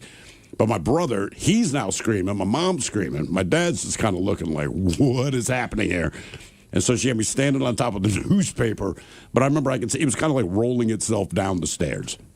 Until I was, and that's the thing. So my brother's laying down newspaper, stair by stair by stair, because it just kept coming, like the blob, man. And it probably stopped about halfway down the stairs, but I'm still pooping. And my mom didn't want to put me in the bathtub until the poop was out of me. Then the poop was finally out of me. And in my mind, I'm there for 12 hours. I'm sure the whole thing lasted maybe 2 minutes. Sure. But it was a long time. And she's just freaking out and screaming the whole time. It stunk, the whole 9. Anyway, they get my ass in the bathtub, wake up the next morning. It's like nothing happened. About a week later, went to get a bowl of cereal, 2% milk. We had never had it before. I did not know why we had it. My brother was not happy about it, so we're grilling my parents about it. My dad's like, because regular milk makes your brother S. And that was a straight. He's like, I'm not dealing with that again, man. He's like, that was a nightmare. I told you, I had a friend, right? So we had taken a trip down to San Francisco. My other friend at the time, he's living in like the North Bay. Okay. So me and my buddy, we had spent the night in San Francisco. We're having a good time, right? We take the ferry, right? So we get there, Marin County or whatever. Our buddy picks us up, and his son's like 3. All right. And he's like, I got a little time, and we're like, can we get a beer? So we go to a brewery, right? You can have the whole family. And his son's standing up on like the little bench. And same thing, there's just like this white, or not white, like almost like reddish pink foam going down his leg. And it almost looked like puke. And we're like, reddish pink? Yeah, we're like, he couldn't have puked. Right. And my buddy just kind of picks him up like, man, like, I don't know what's going on. Runs to the bathroom and he comes back and he's like, I told her to stop feeding him all those beets. Oh, God. Same thing. It was clearly running down his leg. But the color of it, I mean, you reminded me when you said it looked like a strawberry milkshake. That's what we were like, what is that, man? What is that? When he came back and said what it was, we were like, oh, gross. I would not have guessed. Ew, man. We thought he had spilled something and somehow it was running down his leg. More comments on our question, what is weird or not right with your body? Here you go. I have 3 testicles. The extra one is very small, but still, 3 testicles. A couple more. My D never scared, Miles. Never scared. My D is crooked. Don't know why. I never got it checked out. Is that Peyronie's disease? But people always comment on the fact that it's pretty crooked. Which way? Left, right? That's a good question. Up, down? Up. That would be a weird way to be crooked. What, up? Yeah. Yeah, because Guys, I have a broken rib that never set right, so I can't sleep on my back without my chest feeling like it's collapsing. God. That sounds good. I have scoliosis that my doctor didn't find out until I was 14. And this was after the doctors came into the elementary school, middle school to do their spine checks to catch it early on. By the time they caught it, it had accelerated past the point of needing a back brace, but not severe enough to require surgery. So now I walk around with constant back aches, muscle spasms, and my left shoulder hangs a good 3 inches lower than my right. And it's still not operable. Well, I have scoliosis in 2 places, and they didn't catch it in time either. Really? So I could have been that kid in a back brace, which I would have appreciated at the time. Yeah. Because I don't care. If I knew then what I know now, that's the I could have lived through the embarrassment. I'm sure I'd have been embarrassed at the time. But yeah, a lot of kids didn't like brace. Could have been the Tin Man. Yep. Pretty much. Guys, I've had chronic kidney stones. Oh. I passed 5 of them so far this year. Luckily, they've been small enough to pass on their own, with the biggest being 5 millimeters. Unfortunately, I currently have an 8 millimeter one inside of me that I'm having to have surgery, and they're going to break it up next week. I would not recommend this. No, my brother, he had him a couple of years ago, and he had never had him before, but I was like, is it as bad as everyone says? He's like, no one describes it as being bad enough. He's like, you know they're bad. And every story is a horror story, and it's like, it's worse than what you think it's going to be. Okay. It's like, glad I'm not you. That's awful, though. He's already had 5 of them. I mean, we're in February. The shenanigans continue. This is the Men's Room with Miles and Thrill. Coming up, we'll drink and toast the weekend with a shot of the day. Then it's Bad Choice Friday time. You know it's Bad Choice Friday. It's Bad Choice Friday. You know it's Bad Choice Friday. Hey, man, this is your fault. Come on. And today we celebrate a weekend of sunshine on a Bad Choice Friday with...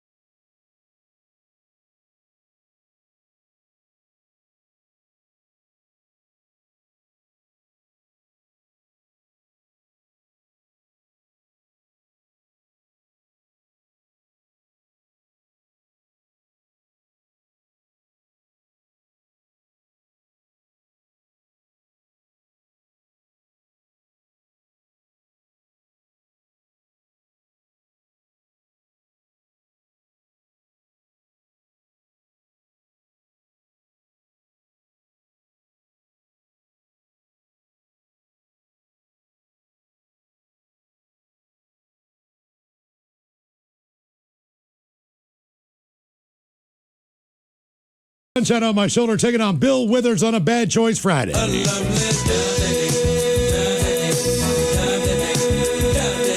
is a man who just sent a text that said, you up? And the response was yes. And he wrote this song. He's looking in the mirror, getting dressed, getting ready to drive across town to get some booty. That is what this is. Bill Withers used to install bathrooms on aircraft, commercial aircraft. Well, I thought it was the other guy. So it is Bill Withers. It's Bill Withers, yeah. All right. So Bill Withers, I guess he wrote this song when he was working at a factory that made the Not this one. Wait, what now? It's the same guy. Ain't no sunshine. Ain't no sunshine. He wrote a different song. Yeah, Sorry. correct, Right. correct. Yeah, but this dude used to work at a factory that made the toilet seats for United Airlines. Mm-hmm. And he wrote, what was the other song? Ain't No Sunshine? Ain't no sunshine when she's gone. Ain't no sunshine when she's gone. I understand that if I'm making toilet seats. Vote now. Is it going to be Bill Withers and Lovely Day or John Denver and Sunshine on My Shoulder? If you follow us on X at Men's Room Live, give a vote there. One of those two tunes coming up right after we drink and toast with the shot of the day. Our question, what did you want to be? What was your worst job and what do you do now? 206-803-ROCK. Hello, Patrick. Welcome to the Men's Room. Positive Friday. Positive Friday. I was one of those normal kids that wanted to be a firefighter. Of course. So I took a couple of classes in high school to do that. I was in a high school that offered that, where you do half day at your regular high school and then you can go learn a trade. Okay. All right. So I did that. There's a lot of stiff competition when it comes to firefighting, let me tell you. I can believe that. You can work a hose or you can't. It was a lot of competitions. Like, it was crazy. So I did the wildland firefighting for a little bit after I graduated high school. Found out real quick that's, seasonal. Didn't, exactly make the money. So I was like, all right, I got to figure something out here. So I took another job, which was a crappy job. The crappy job is working in a back room in one of the major retailers. Yeah, that sucked. What do you do if you're working in the back room? Working in the warehouse? Yeah, I was unloading the trucks. It would be box by box and kind of the same thing as loading them, but I don't know. It just sucked. It was heavy. Like caller earlier, it was like each individual box would be a crapshoot on how heavy it would be, and it just putting on a conveyor belt to put it in, and then it sucked. Okay. All right. What do you do now? Well, I decided, if I'm going to unload, I might as well deliver the crap. So now I'm a truck driver. All right. Okay. Nothing wrong with that. But you don't have to load or unload, correct? Nope. I just get to drop the trailer off, hook up to the one that's empty, and I get out of there. Are you short haul or a long haul?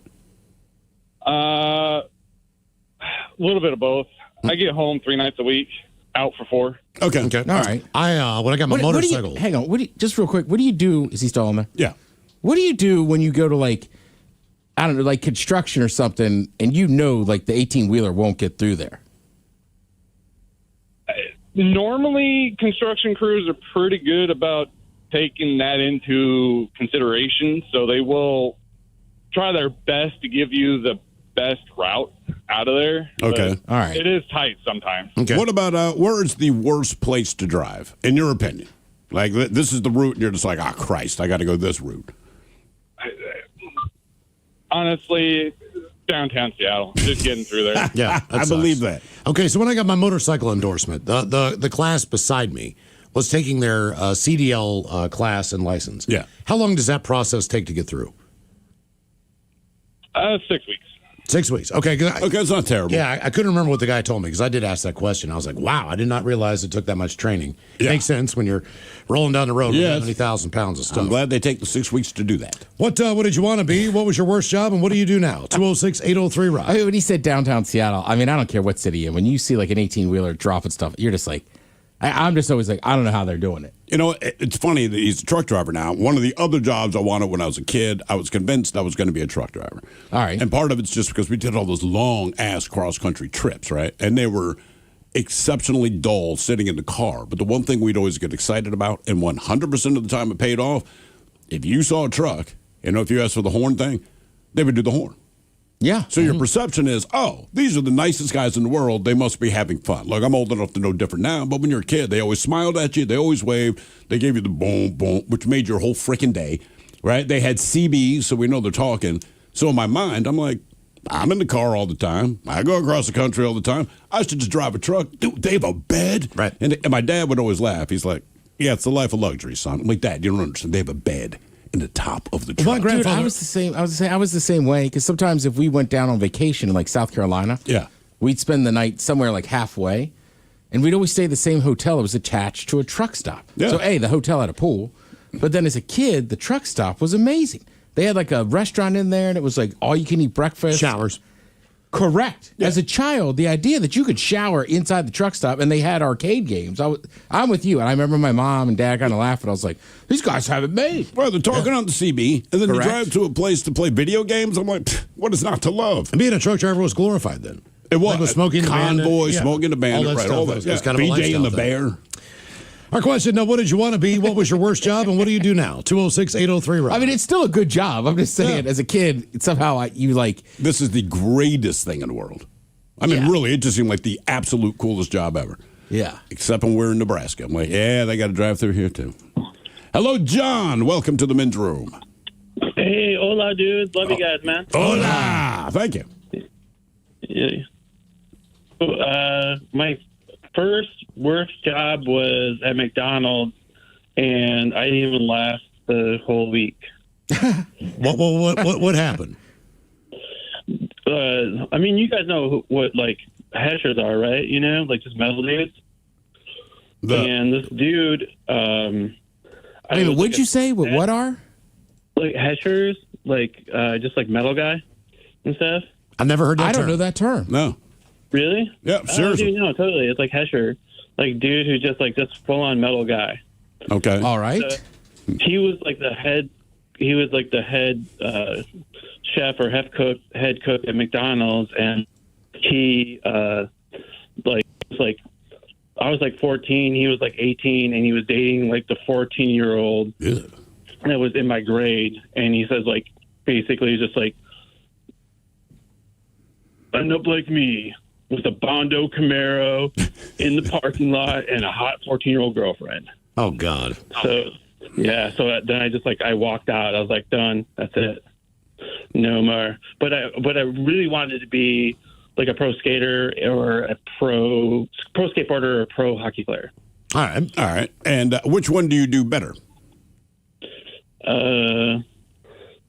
Hockey, I think. Yeah, maybe. Okay. Yeah. What do you do now? Oddly enough, like I really studied, and I am I work in transfusion medicine in Seattle. Oh, damn. All right. Okay. What is that? More blood? Is that blood stuff, basically? Absolutely. It's like blood, plasma, platelets, and cryo. So I just save lives. How did you end up, saying, I want to be a pro skater, I want to play professional hockey. How do you end up getting into the transfusion world? I knew that, I was good, but I don't think I was like good. Obviously I wasn't good enough, but I just really kind of just basically smoked a hell ton of weed and then just, I guess it's all. What is it? All right. What does it mean when your ECG score sucks? Or it's abnormal? That means that for transplant, it's pretty bad. Oh, great. And stuff like that. Okay. Yeah. Good to know. Oh. Yeah. So don't worry, man. We got you. Yeah. Sure you do. Absolutely. Yeah. Well, thank God I don't need anything transplanted. But the way he said it is, hey, don't worry about it, man. Yeah, you're good. Don't worry about it. I mean, I'm glad it's not me, but you're fine. Yeah, typically when you go and you get a medical test, it shouldn't say failed. All right. Did yours say failed? No, basically it said abnormal. But I asked him, I said, what does that mean? And I'm like, I don't know. What'd your doctor say? I haven't talked to him yet. Oh. I just got the score first, Have a fun weekend. Yeah, exactly. Wait for that phone call. Are you sitting down? What do you want to be? What was your worst job? And what do you do now? 206-803-ROCK. I remember sitting outside a bar once and this guy smoking a cig. Yeah. And I'm BSing with him, and I asked him what he did. And he explained what he did, and I go, I don't know what that is. And he goes, good thing you don't, man. I'm a kidney doctor. Oh, Jesus. Okay, here you go. A hesher is a slang term for a dedicated, often old-school enthusiast of heavy metal music. All right. Typically characterized by long hair, acid-wash jeans, band T-shirts, and a rough, rebellious, or counterculture attitude, emerging from the 1980s U.S. youth culture. I know a ton of them then. I didn't know they were heshers. Headbanger or thrasher. Yeah, that's an actual term. A Metallica or Slayer T-shirt is preferred, I guess. Oh, the term is referenced in the 1996 Hesher song by Nickelback. I did not know that. I mean, I would say, in that guy's defense, like he said the other guy was, 18? I feel like when you're that age, even 18, 19, any teenager, you're much more, like, whatever you're into, that's... You're real into right, it, that's man. everything. You know what I mean? Like, you still meet people that are into emo or goth stuff as adults, but they don't come to work every day all... With the exception of Danny. Well, also at that point in time, you don't listen to anything else. Every other genre Right. sucks. You are just an absolute snob when it comes to anything other than And what it's you so like. stupid. It really is. Like you have. I mean, I did you it have, too. You have boundaries. Like boundaries. Like I They can only use synthesizer, so I don't like that. I can only listen to this other genre, maybe one or two artists because they're cool, but you know, all the other ones suck. But I mean, it's just the dumbest thing now. Because now when I go to a record store, I don't care, man. The world is my oyster. Everything. I will buy whatever I want. Yeah. Because back then it was more about the image of. That's absolutely what it was. Your friends would come over and go, "You bought this." Right. And the humiliation that came with it. Right. Even if you liked, I don't know, whoever it is. Right. Madonna, whatever. But generally, You as couldn't an buy the adult, album. too, your musical taste is not your whole identity. No, it absolutely is not. Exactly. But exactly what you were saying. What did you want to be? What was your worst job? And what do you do now? 206-803-ROCK. Hello, Sammy. Welcome to the men's room. Hola, Bacholas. Hola. All right, guys. So my worst job was working retail. I worked for a business that rhymes with Stacy's, and I worked there 6 years. The worst part about it wasn't even doing the retail or the customers. It was the Christmas music for 2 months straight that only played the same 20-ish songs on repeat. Yeah, I could not do it. Sure, every Christmas I say this to myself, because any store you walk into, I get it. They're playing Christmas music, but I always say, if I worked here, I would have to quit. I could not do it. Yeah, if I never hear Mariah Canary's All I Want for Christmas ever again, I will be a happy camper. Oh, you will, though. You will. Count on it. You can't She's escape always it. there. I mean, look, I like Christmas music, but that is brutal on those people. it's just constant. You don't need it. Like, I don't need it in the beginning of November. And then B, if you work there, you just hear it over and over. Mm-hmm. What did you want to do when you were a kid?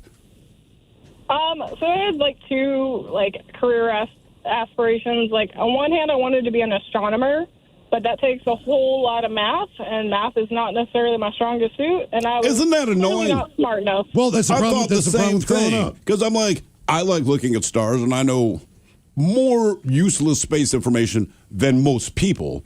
But then, the reality of what you have to do to achieve that is like, oh, hey, man, look, I'm not scholastic. I am not prepared. I just want to look through a telescope and see crap. I think when you're growing up, you recognize more of what you won't be able to do than what you will be able to do. So for me, and that's just based on academia. Yeah, so your teenage years kind of crush a lot of dreams. The two smartest guys in my school and girls, both of them, all of them, are doctors now. They all wanted to be doctors then. They are all doctors now, and you knew it just based on how smart they were. Yeah. And the classes they excelled at. And right away you knew, I'm never going to be a doctor. Yeah. Maybe a chance to be a lawyer, because that was still a profession that, maybe you could BS your way into, but you still had to study a lot, The problem, you can BS as a lawyer, but to get to the position to be the lawyer, to be full of crap, you have to go through the real deal. And I'm not big on those academic gauntlets, as it were. As soon as math was involved, I was like, I cannot do this. I'm not going to be able to excel in this field. Yeah. All my space dreams die by high school. Like, crap, they all require math. I'm out. Yeah. I never wanted to be a pilot, but when I had to get glasses because I was driving, remember the guy at the eye guy was like, "Oh, you're never going to be a fighter pilot." Right.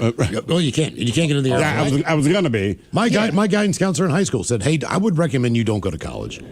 Just do something else. Start working." Oh yeah. He's like, "You're not even going to get through it." I was like, "Prove them thanks, wrong." buddy. So what do you do now? So my other dream job was to be a professional race car driver, like Formula One or NASCAR or whatnot. But like another caller said, that takes a lot of money and connections, and I had neither. Okay. So now, what I do now is I'm a transportation supervisor for commercial truck drivers, which is kind of ironic considering you just had a truck driver on. You're still in the auto industry. Sort of. Yeah. What kind of car do you drive? Which one? I have a couple. I have a '87 IROC. That was my 1st car. I've had it since I was 15. Does it still have T's? Does it have T's in it? The T-tops? Yeah. Oh, badass. Yeah. Yep, that's my baby. It's been my first car. My goal is to be that 70-year-old lady driving with my T-tops down and not giving a damn. I also have a 94 Integra that's got a 5-speed that's kind of my S-box for funsies. And then I commute like 100 miles a day, so then I also have a Prius purely for commuting. Yeah, that's pretty And a Prius. Yes, there it is. I'm surprised no one's stolen that Integra yet. Yes, I have it very much locked down. I have a detachable steering wheel with a hub lock. The next step is to install a kill switch gauge on it. Yeah. Are you worried about anyone stealing the Prius? I mean, do you even lock the doors? No, please. Take it. I mean, if they want it, please. I'll probably get more money from the insurance company than I even bought the car for. Well, what do you get? What do you get per? What's your mileage on that thing? I average anywhere from like 47 to 52 miles per gallon on it, which again, when I commute 100 miles a day, it's that's handy. Yeah, that's. I said I would never own a Prius, but gas is expensive, and I want money for my fun cars. Well, I mean, look, I've been in a number of Priuses. Even the new ones are really nice. Yeah, the new ones are pretty cool. The old ones, they're still very roomy. You don't realize it. Like just taking a cab or whatever. I know, but you're still Uber. seen in it. It's just an ugly, stupid-looking car, right? They're not that bad, but like people look at it, it's like, oh, okay, good times. Yeah, drop me off a block away, kind of thing. Our question: now, what did you want to be? What was your worst job? And what do you do now? 206-803-ROCK.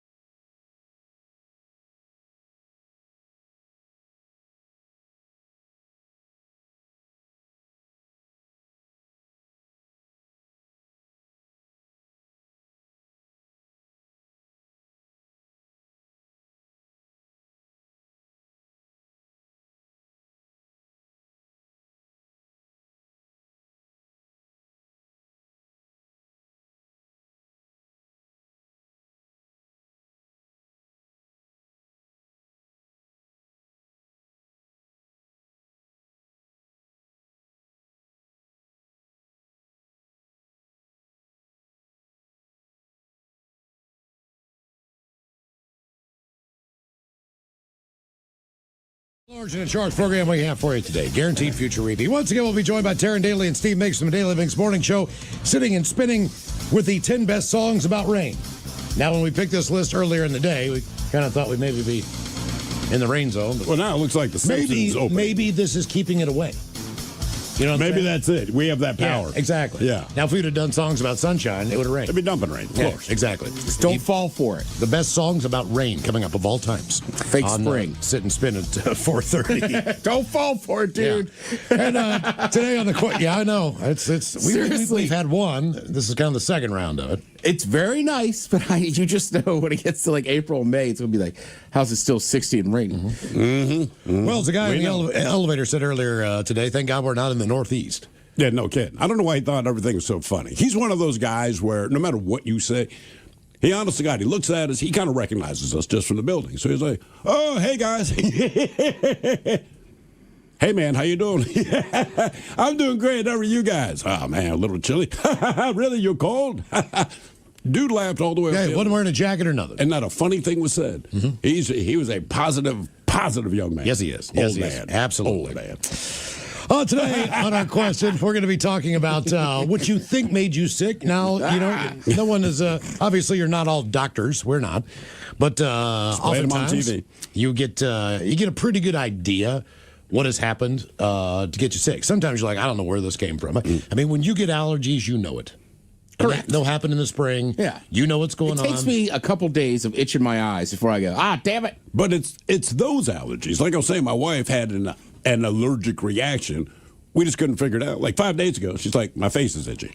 And, we've been together for a long time, so I was like, yeah. That was basically the entire conversation. The next day, Yep. my face is still itchy. Then she's all up in my face. Do my eyes look puffy? Does my face look bigger? And it's like watching your kids grow. You don't notice day to day.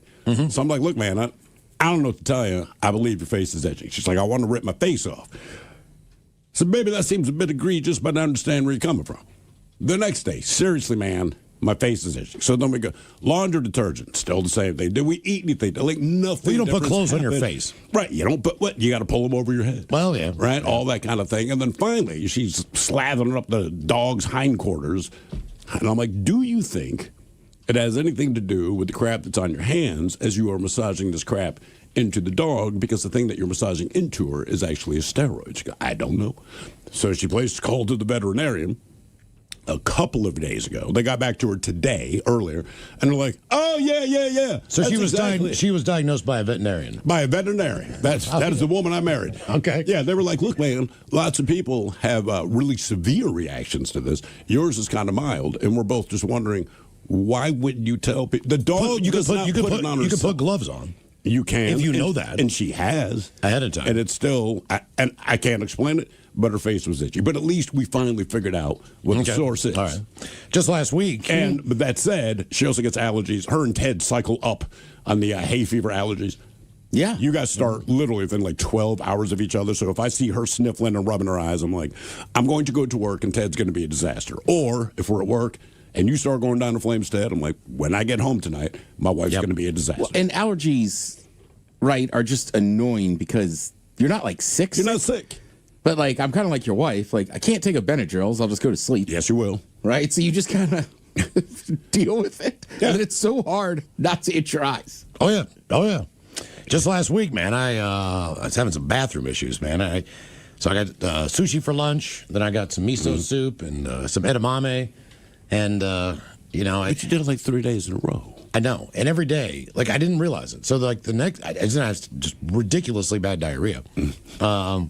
Then the next day I go get... you dropped, what, like 4 poops before the show? Was last Friday, Thursday? Yeah. Here, right? Because it's like, God damn it, I got ass again. Like, this is amazing. Right.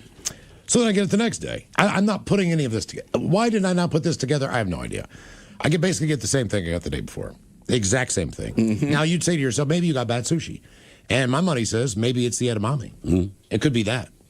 I don't know what it is. But eventually I caught on to this. I'm like, I've had diarrhea for 3 straight days. I've also had sushi for lunch for 3 straight... With miso soup 3 and straight edamame. days. Yes. Yeah, maybe it's just the combination. I know that. It's all... We were like, it's seafood, man, right? So it's like 95% water. It makes sense. Yeah. But I was telling you, as of yesterday... I was going to go get it today. I was like, no. Don't do it. Don't do it. I forgot. I was excited this morning because my poop was brown. Now, I know that is standard fare, but it was like green. Right? I told Miles it looked like you open a package of frozen spinach. He said it looked like Yoda. That is what it looked like. And I'm like, look. They said, well, it could be from eating a bunch of leafy greens. And I'm like, if you know me, you know that is not the cause. The only other thing is some bacterial infection. So I had some bacterial infection. That had to be it. But I don't know where it came from. I don't know if someone gave it to me. I don't know if I ate some contaminated food. Because, again, other than drinking a lot of beer over the weekend, we didn't do anything much different. But I'm like, this is green, man. And it was like 3 of them. Do you eat blueberries? No. I can do it. Nope. Yeah. Generally, if it's green, it just means you have an infection. Okay, well, I actually Googled it because I'm like, this is day 2 of this. It could be salmonella. It could be norovirus. Exactly. You might have got the norovirus. But I didn't feel bad at all. Typically with salmonella and norovirus, it's also either diarrhea or you have stomach cramp or something. Like, I felt fine. And that's why I wiped my ass, and I'm like, oh, my God, what the hell is this? So no idea. Chris Hemsworth has revealed he had to pause recording the show Hot Ones because he thought he was going to be sick.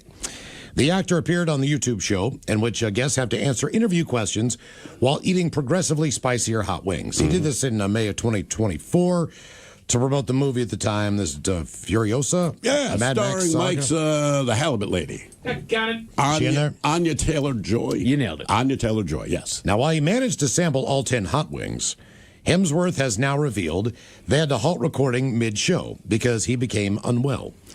He said, quote, I did all 10 wings. I was getting really cocky, kind of just more. This one's not so bad. And by the 9th or 10th one, it's a different game. They stopped recording because I was about to throw up, and they got me some ice cream and milk. Hemsworth managed to make it to the end of the program. However, he paid for it afterward when he spent hours in the bathroom. We were all supposed to go out to dinner that night. and I really hadn't eaten all day. By the time I did the show, first thing I put in my stomach was this bowl of hot sauce. Then I just went back to the hotel room, and I sat there for the next 12 hours hugging the toilet. I was on the floor. Nothing was operating properly. Everything wanted to come out of me. Nothing was operating properly. That's see, and that's the reason that I don't go crazy on hot sauce. If it gets to the point where I can't taste the food, yeah, it's not working. Or it's just my mouth is now numb. It's not. What's the point of eating if you can't taste anything? And that's kind of. No, I agree, man. I like the flavor of some hot sauces, but to your point, if it's so hot that all I have is heat, I'm done. But for an example, I will not. I enjoy a Bodhisattva every once in a while from Georgetown, right? Yeah. Now, I can't drink those before I eat. Because why not? If I drink one or two of them, for whatever reason, my mouth just tastes like the IPA. Oh, it does. Yeah. I took down sure. 6 on Saturday.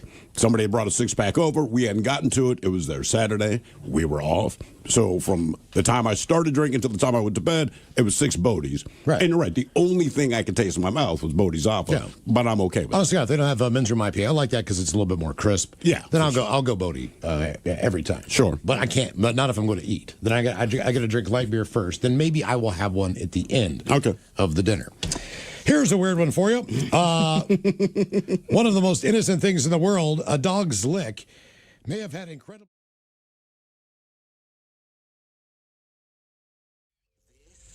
The mighty 99.9 KAISW and KISW HD1 Seattle. Always live on the free Odyssey app. Text the guys at 206-803-ROCK from the Pinky's Plumbing Studio. You're in the men's room. Ted versus the FCC on the way at 4:35. Our question, what did you want to be? What was your worst job? And what do you do now? 206-803-ROCK. Speaking of the worst jobs, real quick.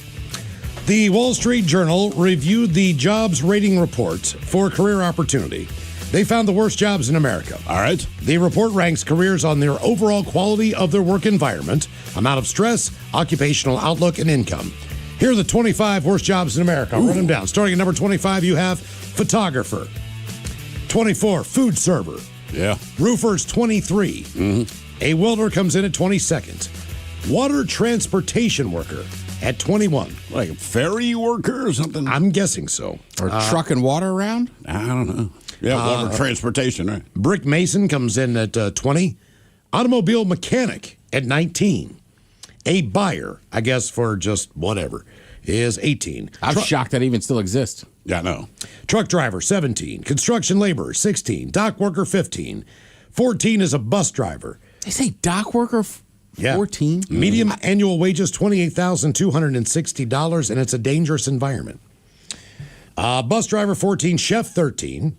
But their salary's pretty good, about $50,000. Well, they can afford all the cocaine they want. There's that. Firefighter is number 12. Because you're not fighting fires, you're dealing with naked people stuck in a tree. Pest control worker, 11. Now we get to the good stuff. 10 is a painter. Now, depending, I don't mind painting if it's my own home because it's relaxing. I don't know if I could paint other people's homes, though, because I can't stand around and look at it afterward. Right, I got to do it and you're gone. Advertising sales is number 9. You sure? Because you get a lot of time off. Here's my favorites. Number 8's a broadcaster. There you go. Annual wage, $40,000 a year. Total employment, $31,580 in the United States. At number 7, disc jockey. Salary, $33,000. Then comes corrections officer at 6, military at 5, retail sales at 4, a newspaper reporter, if such a thing even exists anymore, at 3. Logger is number 2. The number 1 worst job in America, that would be a taxi driver. The annual wage, $25,980 a year. Yeah, I can believe that. Our question, what did you want to be? What was your worst job? And what do you do now? 206-803-ROCK. Hello, Adam. Welcome to the men's room.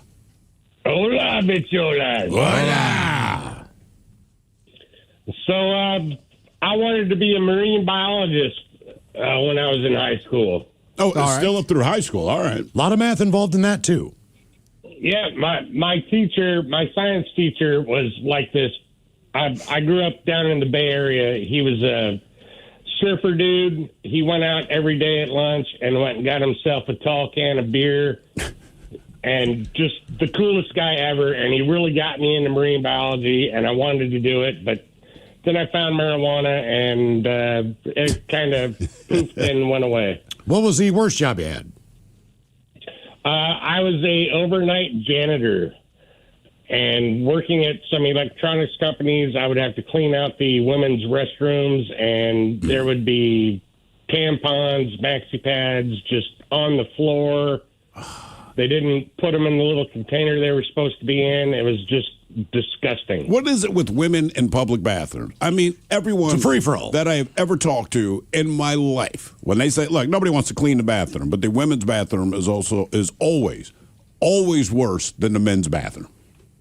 Like after any night, across the board, it's all I've ever heard. Like, bro, unless something specifically bad happened, like, somebody pooped on the walls, the women's bathroom, count on it being much more just disgusting and vile than the men's bathroom. Yeah. 100%. I mean, maybe part of it is just because we just aim. I mean, we aim, but they're sitting down, man. I mean, they are, but there's other things that go in their body that they got to get rid of. No, look, I understand all that, but his point, like with the tampons and maxi pads, like you could still put them in the trash. Oh, yeah, I don't just wipe my ass and leave it on the floor. I mean, there's something you do with it when you're done. What do you do now? I've been in aviation for the past 30 years. So right now I'm an inspector at a very large commercial airplane company. I will never be able to figure out which one. Are you pretty close to retirement after doing 30 there? I'm only 54. Okay, all right. Oh, wow. Well, I didn't know if it was number of years. Sometimes, some places. Maybe your pension will be enough or whatever the deal is. You can retire early. When you first started working at this large commercial plane manufacturer, what was your first job? Because you don't start as the inspector. Electrician. Okay. All right. And then I went to a mod mechanic and did refurb. I rebuilt the very first 777. Got laid off for 3 years. While I was laid off, I worked on helicopters. I worked on Cessnas. I worked on radial airplane engines from like World War II. I told you guys before, I told you the safest thing to fly is the radial airplane from World War II. Yeah, weren't you the one you said you would not get in a Cessna? Yeah, I wouldn't get in a Cessna, but I probably would not want to get in a helicopter. The radial engine from World War II. There's very little electronics, and I trust an engine. Okay. Right. What about, what do you ever think we'll get back to the age of planes like the Concorde for commercial travel? Like a supersonic jet. Travel, yeah. It would be great if they could figure out how to do it. If they can get the scramjets to work, it would be a good deal. I mean, 4 or 5 hours to get from New York to London would be pretty sweet. Yeah. Yeah. Well, just with the changing climate and all the turbulence and all those things, just a plane going why that fast. did they? I know that Concorde's last flight ended up being a tragedy, but did they have a track record of tragedies, or did they discontinue it after that one failure? Well, they were getting old already. Okay, all right. But it was the one failure that kind of put them out of business, and it wasn't even the plane's fault. Something kicked up off the wheel on the runway. Oh, really? And that's what it hit the gas tank and ignited the gas inside the tank, and then exploded. Damn. Okay. All right. I think we have one down here, don't we? What, at the Museum of Flight? Yeah. They did. Okay. They don't anymore. I can't remember if I looked up and it was still up there or not. But the first time I went to Hops and Props, I remember stopping and being like, holy cow, that's a Concorde. Why is it that no one can tell us how fast or how high is it the SR-71, the one they have hanging up there?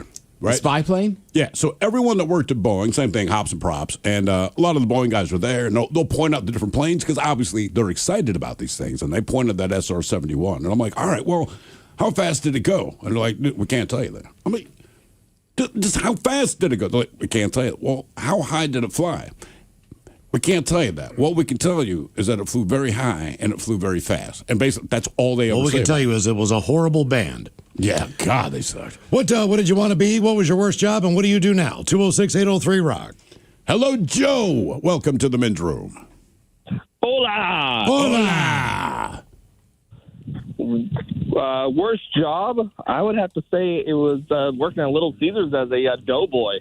As a dough boy, what made it so bad rolling the dough, man? I've made a lot of dough in my pizza making years.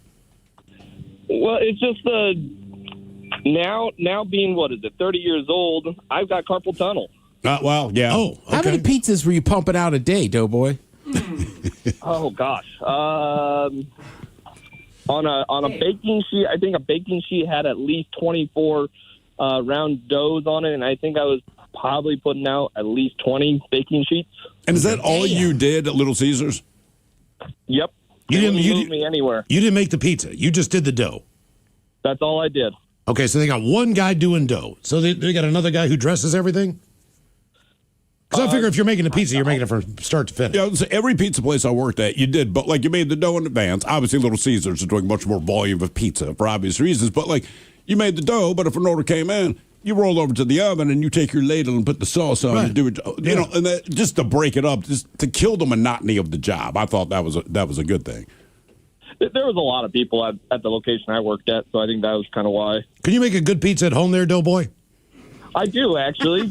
I got my own dough recipe, and I'm trying to figure out my own pizza sauce recipe now. You sound like a dough man. I know, he's a dough man now. Would you rather... you went from a dough boy to a dough man. Congratulations. Would you buy one of those, I see them all the time on social media, those portable pizza ovens? Yeah. Kind of put out on your deck or whatever. They're either gas or electric.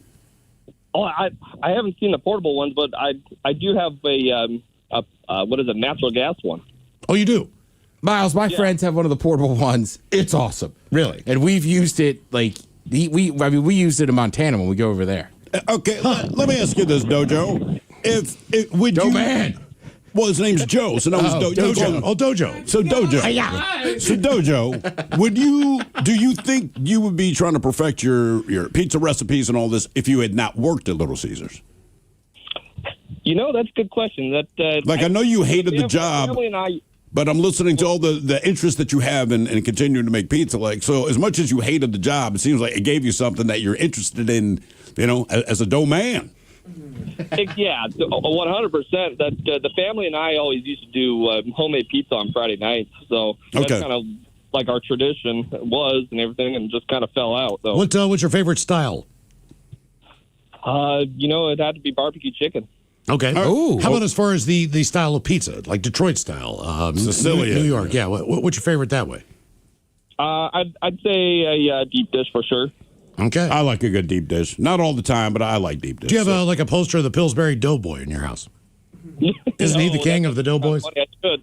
The king of the Doughboy. Look, what's his competition? That's what I'm saying. He has no. That makes him the king. The dough that makes boy. him the king. Who competes with God? Nobody. Well, we have Dojo now. This is a dough man.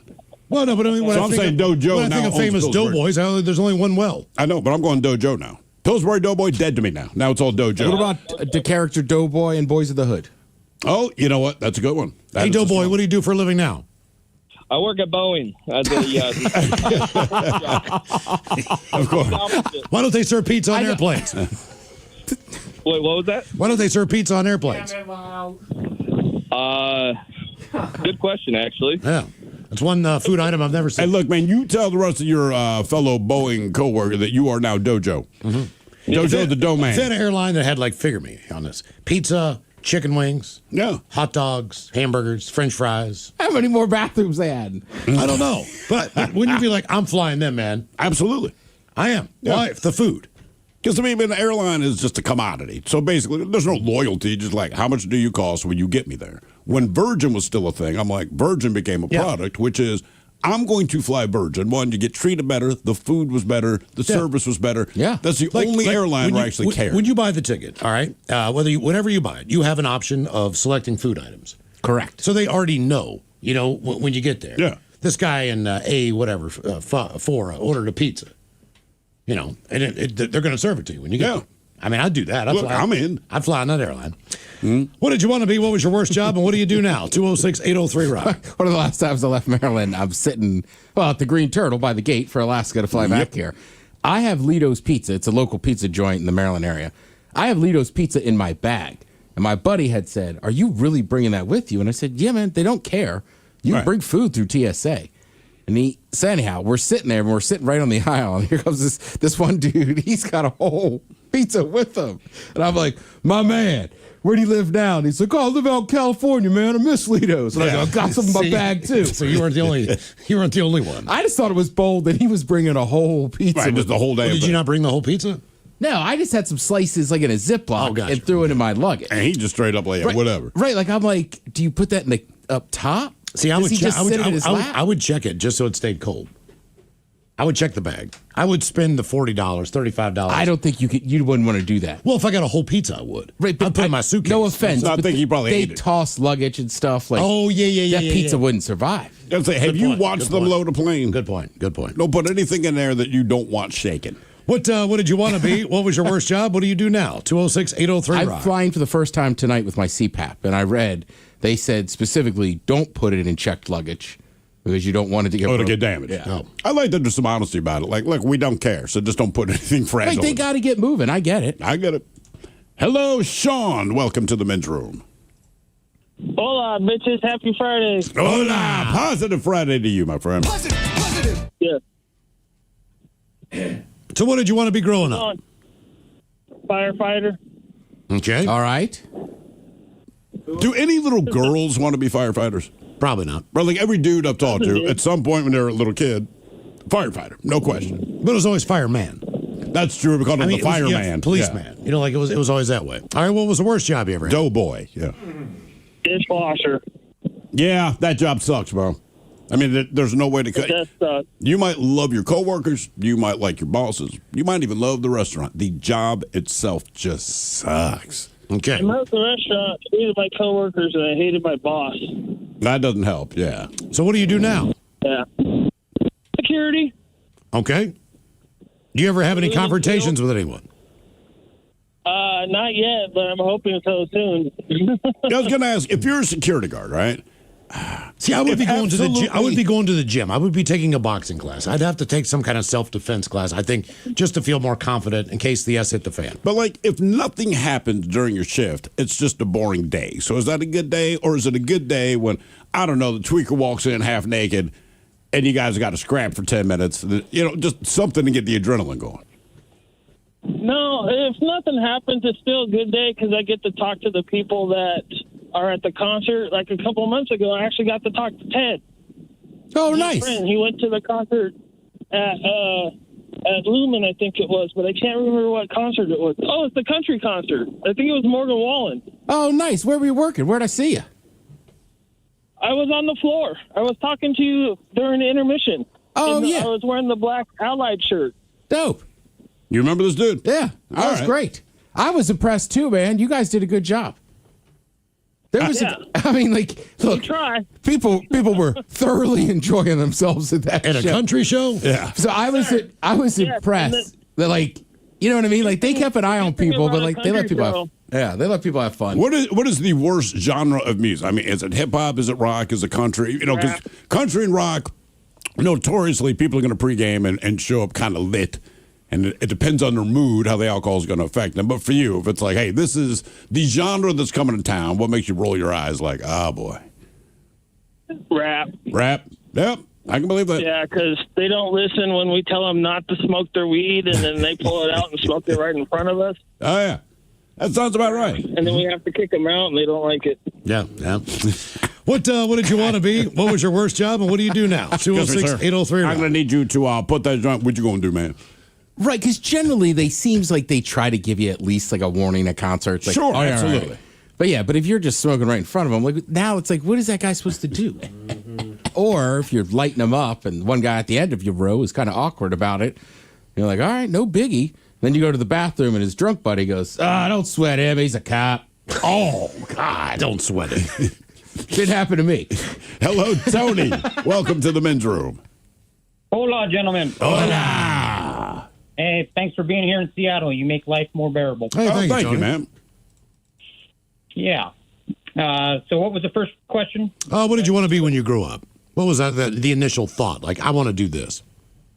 You know, I never really figured it out until my sophomore year in college. And then I chose teaching because we get summers off. Was that the big draw? Well, I had a pretty positive weight training coach as well, but that's kind of the path I went, yeah.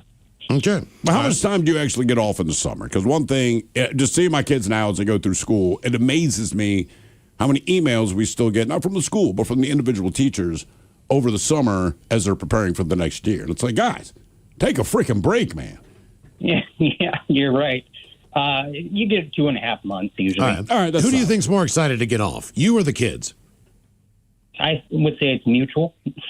I believe that to be true. That feeling, man, of the week before you're about ready to get out of school is one of the best feelings you have in your childhood. Yes. It's like it's almost over, man. I'm just going to plow through this week. Typically, that last week is a bunch of nothing. You're doing nothing, right? So, yeah. Okay, what do you do now? Oh, you're a teacher. So what did I am a teacher now. But when you were a little kid, did you say, I want to be an astronaut, I want to be a boxer because Muhammad Ali is doing his thing, or anything like that? Probably. No. A professional athlete, probably. Yeah. I like that. Athlete. No particular sport, just professional. I mean, I have a few friends, honestly, that got into teaching because they liked coaching so much. Really? That it just, yeah, I mean, that's what my brother basically almost got into it. Is he really wanted to coach baseball still, but it was now he's a principal. Right. But then once he got into it, they were like, hey, if you keep kind of taking more classes and this and that, you can move up the food chain. Well, Miles, your daughter's a teacher. What was her draw to want to teach? She loves history and she loves to travel. So she was able to teach in Thailand. She was able to teach in Spain. So she just loved that aspect of learning new cultures, learning history, and she's a history teacher. That's actually pretty damn Does she call it Spain? Or España? Espanol. Espanol. All right. I saw a whole thing the other day. The guy travels like the world. They were like, so you call it Barcelona? And he's like, no, man, I'm American. Right. Which I think is kind of true. They know. Yeah. I mean, but it's like anything. If someone from a foreign country speaks a foreign language first, they're going to pronounce a lot of things here wrong. Yeah. Washington. But I'm not going to, it's Washington. Like, we know what you mean. Nobody cares. Why are you calling it petrol, English? I do one more? Yeah, why not? Wow. Let him in. We got time. Yeah. No, we don't, but we got time. Who cares? Hello, Jeff. Welcome to the men's room. Hey, hola, bicholas. Hola. So what did I want to be when I grew up? Well, when I was a kid, about 14, 15, I wanted to be a DJ on the radio like you guys are so bad. I wanted to do that more than anything in the world. I did. All right. Did you attempt it? And then I did it. Yeah. I got a job at a little radio station in Southern Ohio that was it was AM on the countryside and FM on the it was a pop radio stuff, and I did overnights when I was like 18. And I realized how bad it kind of sucked. So I stopped, although I did it all the way through college. And I thought, man, I'm going to be in radio. I'm going to be a big radio star. And I did an internship at this big radio station in Columbus, Ohio. It was a big corporate radio station. And radio was dead by that point in the mid 80s for like good music. We didn't have stations like some of the great ones like KISW we have here. And I got out of it, started doing other stuff. And what do you do now? Cincinnati, EBN's a great radio station. Oh, so we're just going to jump right over the worst job because DJ was not the worst job. What was the worst job?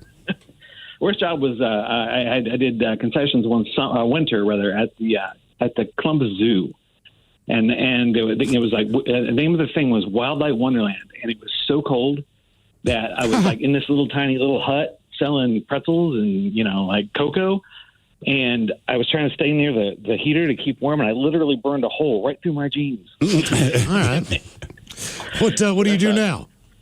Yeah. Now I'm into software testing for a nonprofit. So, okay. Yeah, and much like you're a Boeing guy, it's like sometime soon I'd like to retire, but it's not going to happen now. Yeah, I think everybody would. Anytime the weather plays a role, I mean, door-to-door sales was by far the worst job I had. Yeah, I mean, I would take being a landscaper again over that. I would too. I think landscaping would be fun because at least you get to look at the finished product. When you're done, you can step back and look and go like, all right, this looks good. It's just long, hard work. It is. Door-to-door sales, it's like rejection to rejection. Yep. Coming up at 4:35, the return of Ted versus the FCC, and we've got your emails on the way next from the men's room at KISW.com.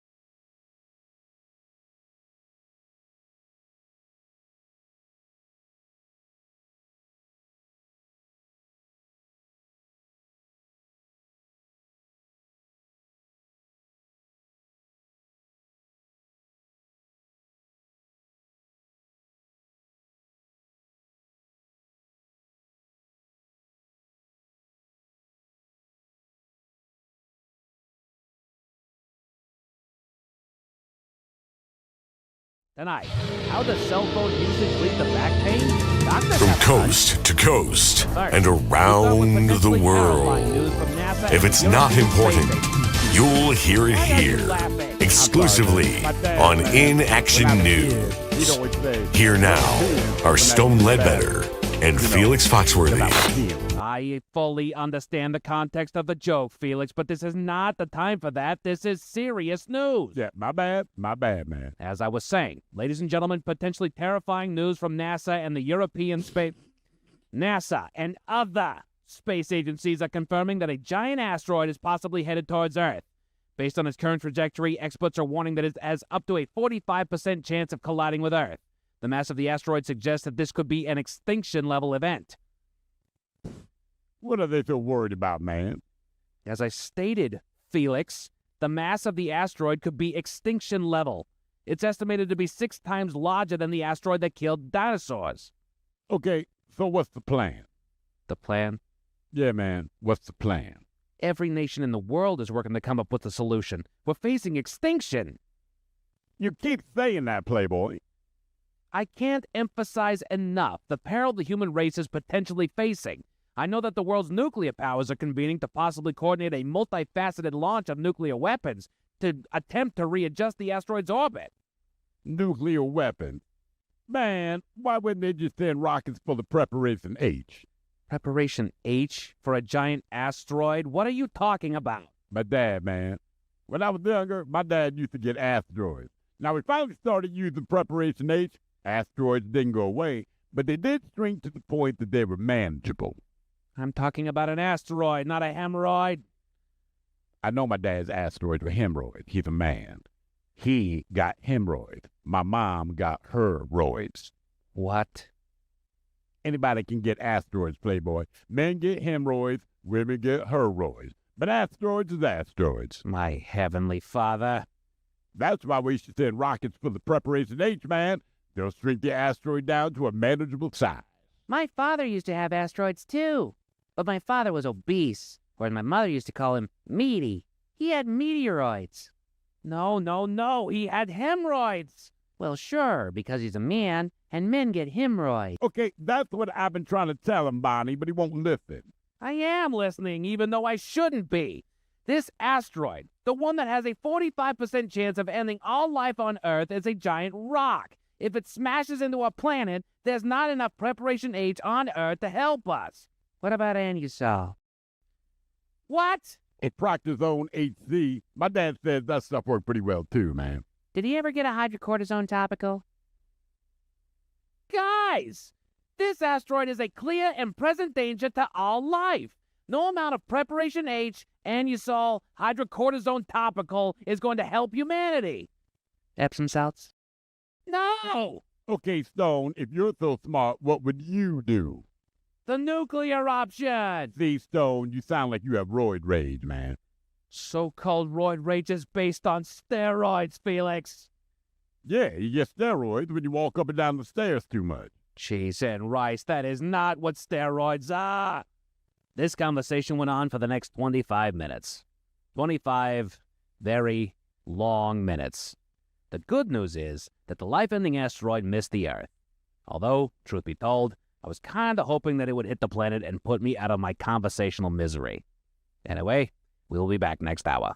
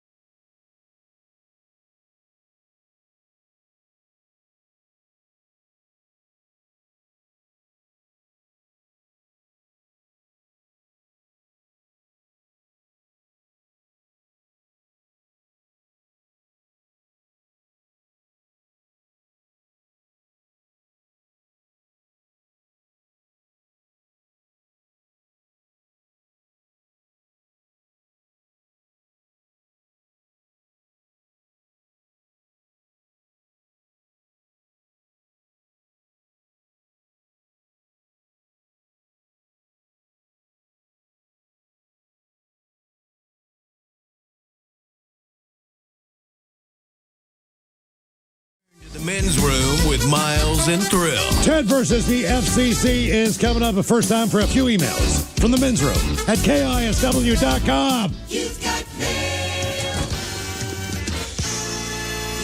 And a couple on our question. Wanted to be a firefighter. Worst job was my paper route from age 12 to 16. Now I'm a mail carrier for USPS. Okay. All right. I forgot I did that for a summer with my brother. That was brutal. It's just so early. Yeah, and he was also a bartender, so half the time, not half, it was definitely nights he would come home hammered, and then me and somebody else would have to do it. Job I wanted as a kid was blowing stuff up or ambassador to other planets. Right now I work for the U.S. military as a DOD civilian. I have deployed to Europe. Guys, on the John Denver join tip, Space Force? You could. My family and I got to hang out with John Denver at a peace symposium in Snowmass, Colorado when I was 14. Guy was one of the nicest, most genuine, and down-to-earth people you could ever meet. He wasn't perfect, but he was real. I believe that. I believe it. Yeah. I've never really heard anything bad about him. No. John Denver? I don't think anyone ever said anything bad about him, man. No. Wanted to be a forest ranger. Best job, 20 years Navy. Worst job, police captain. Politics and stress. Worked 5 years ODFW. Now retired. ODFW in the police force. Officer does fireworks. ODFW? ODFW. You looking that up, Mike? ODFW. Police officer. Yeah. Old dirty. Oh, is he like Fish and Wildlife cop? Is that what that is? Oh, officer of the Department of Fish and Wildlife. Okay. All right. There it is. Let me see that trout. Let me take out my ruler. All the gentlemen, what I wanted to do How was many crabs you got in there? Was be a pro wrestler. Even started helping out the local company here when I was 16. Set up the ring. Mom said she would pay for the training if that's what I wanted. Quickly realized being 5'5" and 135 pounds didn't have WrestleMania written all over it. Worst job, landscaping. 20 years old, $11 an hour, working long ass hours with the jackass boss. Been 20 years. Still hate the guy. What I do now is work for a badass cider company in charge of 3 states. Money isn't bad, but I don't get to pretend fight in my underwear. Have a good one, guys. That's Andy Mack. That's from Andy Mack, yeah. Andy Mack, you can still pretend fight in your underwear. What's stopping you from doing that? Just get some underoos. I'll tell you what, his Ace cider had these little foam pineapples. Yeah. At Hops and Props. Okay, I saw some of those floating around in here. That's where they came from? It was a hot commodity. Okay. And he hooked me up with a couple, and then I met some listeners that really were like, oh, yeah. Yeah, that's what I'm saying. There's a few. I just wonder where the hell they came from. And then, I met some couples, and the wives were like, they're all out of them. I was like, here you go. Here. It's a foam pineapple. Have an upside-down pineapple. People were fired up about it, man. Thank you, Andy Mack, for the foam pineapple. Yeah. I'll see you and your husband later. There you go. There's one kid that volunteers my work. He wanted to be a firefighter all his life, and he's doing it now at 17. That doesn't happen often, but nice. Most of the time life goes in different ways. That's pretty cool. All right, time for a couple birthdays brought to you by Men's Room Roasted Red Salsa from San Juan Salsa Company. Dip responsibly. Oh, gentlemen. I could have done that, Mike. You sound that was a little bit like a Ted impression. Gentlemen, today's my son Aiden's 15th birthday. He's an awesome kid who loves cars, working out, and chicken strips. Can you give him a fart montage and the captain talking about his escapades with the cornflake rooster? Thank you for the entertainment every day while I drive my truck in Excelsior Springs, Missouri. Best wishes from his dad, Steven.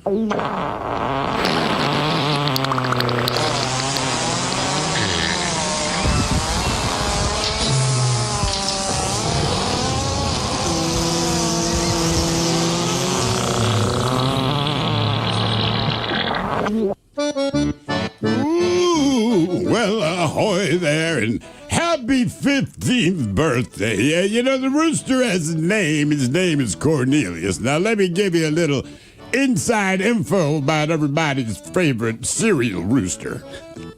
It didn't matter how late we went out drinking or what we did or what time we went to bed. The problem with Cornelius, you see, is that the son of a bitch is still going to scream his head off when the sun comes up. And you, Capitan, wasn't always that excited to wake up that early in the mornings. So just between you and me, we're on the 4th Cornelius. 'Cause, yeah, the captain bitch stopped the other 3. Did you snuff that rooster? I snuffed that rooster. I choked that chicken. Crunch berries. Guys, can you please give my sister Shauna a birthday shout out today? Thank you so much. It'll make her day. That from Sonny. Can someone give Shauna a birthday shout out? Shauna! Yo, Shauna! Hey! I heard it's your birthday, girl! Excuse me. Macholans, today's my daughter Haley's 18th birthday. 6 years ago, when I wished her a happy birthday on the men's room, I had old Coach Ted give her advice on moving to Chelan and how to make friends in a new school. He told her to find the biggest kid and punch her right in the face prison style. She didn't take Coach's advice, but she has made some great friends and transitioned just fine regardless. So, can I get a suck it up cupcake? Your penis is too small. And the Dirty Germans talking about how awesome becoming an adult is and the joy of paying taxes. Love you, kiddo. That from Dad and from Mom. So, suck it up, cupcake! Also says if we're ever in Chelan and you want to shut down Senor Frogs, hit me up. And he says for miles, I can get pretty good rates on golf courses. I'm in for Senior Frogs. I'm in for, Scarecrow. That would be really good, Matthew. Scarecrow. Yeah, listen, if you're paying taxes, you're doing it wrong. Most prostitutes do not pay any kind of tax. Yes, I love paying the taxes. I love to see my bill. Because then it clicks up $5 more, then 10 more. Yeah, your tax is the STD. Yeah. Hey, friends, listening to the show since I was 16 years old. I'm turning 31 today. You guys have got me through some hard times. I appreciate all the free entertainment. If I could get all you guys talking all over yourselves about your spouse, not giving up any action, since my wife just had a child and I've been having to do a lot of skin treatment, if you know what I mean. Thanks, guys. And I know what you mean. Hopefully I think we know what you're talking about, brother. Stay classy. That from Jay Helms from Aberdeen. Jay Helms, I was married a couple times. Man, you got to do your own thing. That's the opportunity. Basically, you're going to be with someone who's not there. They look at that. I can imagine it's more annoying. Only when I'm married. It's the only time it ever happens. What it is you got to do. That's why I don't get married. Macholo's my co-pilot in life. Chelsea turns 41 today. She's a hot tamale and would appreciate Coke Ted getting her fired up to go out dancing tonight. Cheers, guys.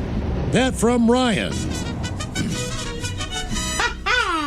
All right, listen up here, you little hot tamale. Going out dancing tonight? Well, tell me, Coke Ted and his friend Cocaine, they're going to help you. Drink some water, drink like a fish. You won't feel it at all. But when you get home, you'll crash, you'll be drunk, and tomorrow you're going to feel like crap. Jesus. Hey, it's kind of par for the course. Yeah, you're not wrong. But it's Saturday. Get back up. Hop on it.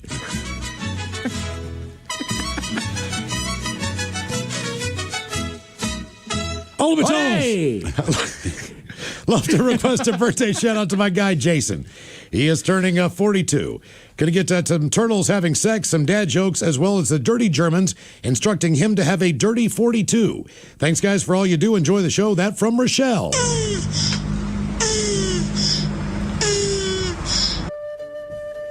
Yeah, I assume when they mean dirty 42, you plan on sleeping with 42 different women. Yeah, or maybe a couple of 24-year-olds. Yeah, but that would be a 48. Damn it. Yeah, 21. Two 21-year-olds. That's a dirty 42. It's metric. Ah, yeah. Deutschland, yeah, metric. Guys, I got sad news. Oh, Dad Joke Friday, by the way. It's Dad Joke Friday. My girlfriend broke up with me. Oh, yeah? For having a small wiener. It's okay. I was never really that into her. What do you call a man who was attacked by a cat? I don't know. Claude. All right. Jay Leno walks into a bar. Bartender says, why the long face? Damn. Old people at weddings always poke me and say, you're next. So I started doing the same thing at funerals. What do you do with a dead chemist's body? What do you do with a dead chemist's body? Bury him it. Bury him. Oh. And finally, what did the llama say on 420?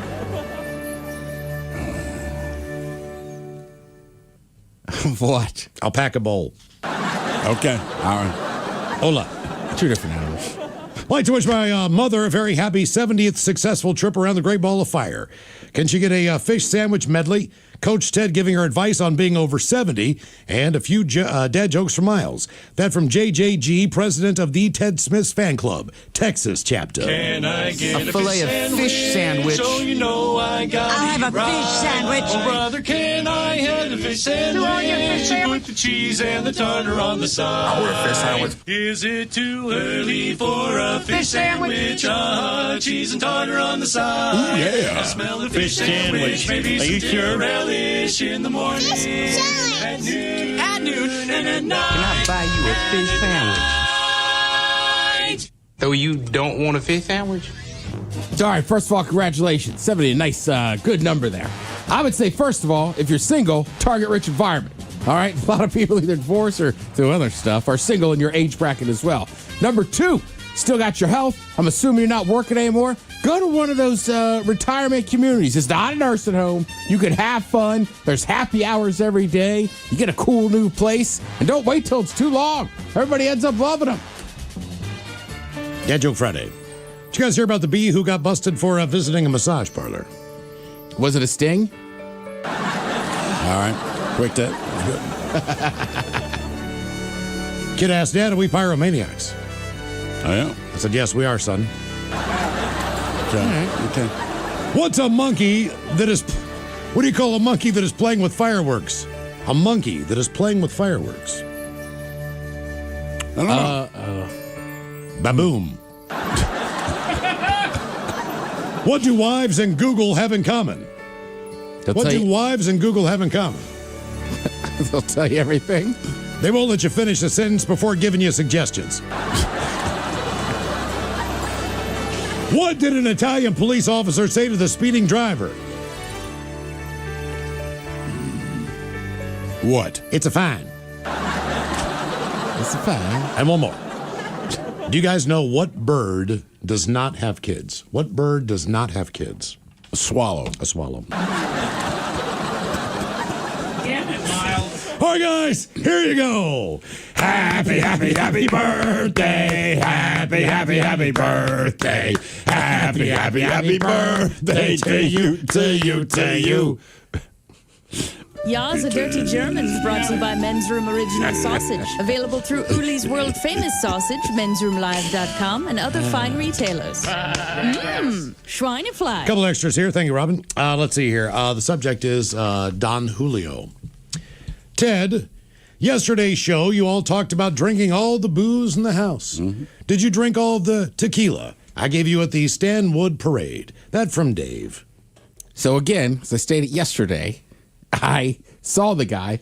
Miles, you talked to him. You never went back to him. Mm-hmm. Yeah. But I did bring Mike had a sip of it. Oh, really? I brought it over. Yeah. 1942. Couldn't find you guys. I don't know where did we go after $150 the bottle parade? of tequila. Mm-hmm. Good stuff.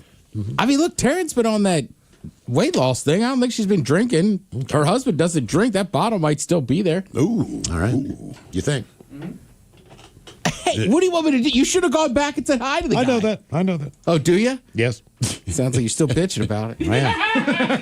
I think it's time that we go back in time. The last time that we played Ted versus the FCC, so if we could, let's go back in time. Time. Han would zip and slip into his dip ship. The dip ship's lip was hip but snipped. Han's dip ship had a brunt stunt front, and he fixed the brunt stunt front with a blunt bunt gunt. 3 times fast. Han would zip and slip into his dip ship. The dip ship's lip was hip but snipped. Han's dip ship had a brunt stunt front, and he fixed the brunt stunt front with a blunt bunt gunt.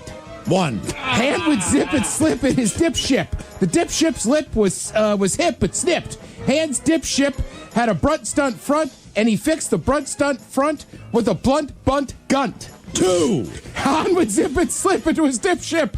The dip ship's lip was hip but snipped. Han's dip ship had a brunt stunt front, and he fixed the brunt stunt front with a blunt bunt gunt. Oh my God, you got it. Oh my God. There you go, 3 in a row. Ted versus the FCC. Let's do it again. And now, everyone's favorite daytime game show, where one person could lose $325,000 and their job, or win. And and walk away with nothing. It's time for Ted versus the FCC. You going to pay for any gunt down in Vegas this weekend? I don't believe so. Okay. Doesn't believe so. Yeah. You never know. Why am I saying that? No, I'm not. I don't know, man. You're We'll going to get it see. for free. That's what I'm talking about. Yeah. They have assigned us. Yeah. This Ted versus the FCC comes our way from a listener named Dylan. And he's back on the old Schlitz beer train. And this Ted versus the FCC goes something like this. Some say sheep that struggle from sexual frustration sit on ships and sip on Schlitz. So sheepishly sitting Schlitz sippers sent ships of sexually frustrated sheep to sit on sheets of silt slits. The way we do Ted versus the FCC is 1 time through, then 3 times fast. It's a tough one. Fresh one. Some say sheep that struggle from sexual frustration sit on ships and sip on Schlitz. So sheepishly sitting Schlitz sippers sent ships of sexually frustrated sheep to sit on sheets of silt slits. 3 times fast. Some sheep that struggle from sexual frustration sit on ships and sip on slitch. So sheepishly sitting Schlitz sippers sent ships of sexually frustrated sheep to sit on sheets of silt shits. On silk. Okay. You made up a word that sounds even worse. Slitch. Like, ew. Ew, man. Do you want to see my slitch? Okay. There's another one in the loss column in 2026 on Ted versus the FCC. You don't have to sound so excited. All right, coming up at 5:08, we will drink and toast with a shot of the day. You are listening to the Men's Room. 42,000.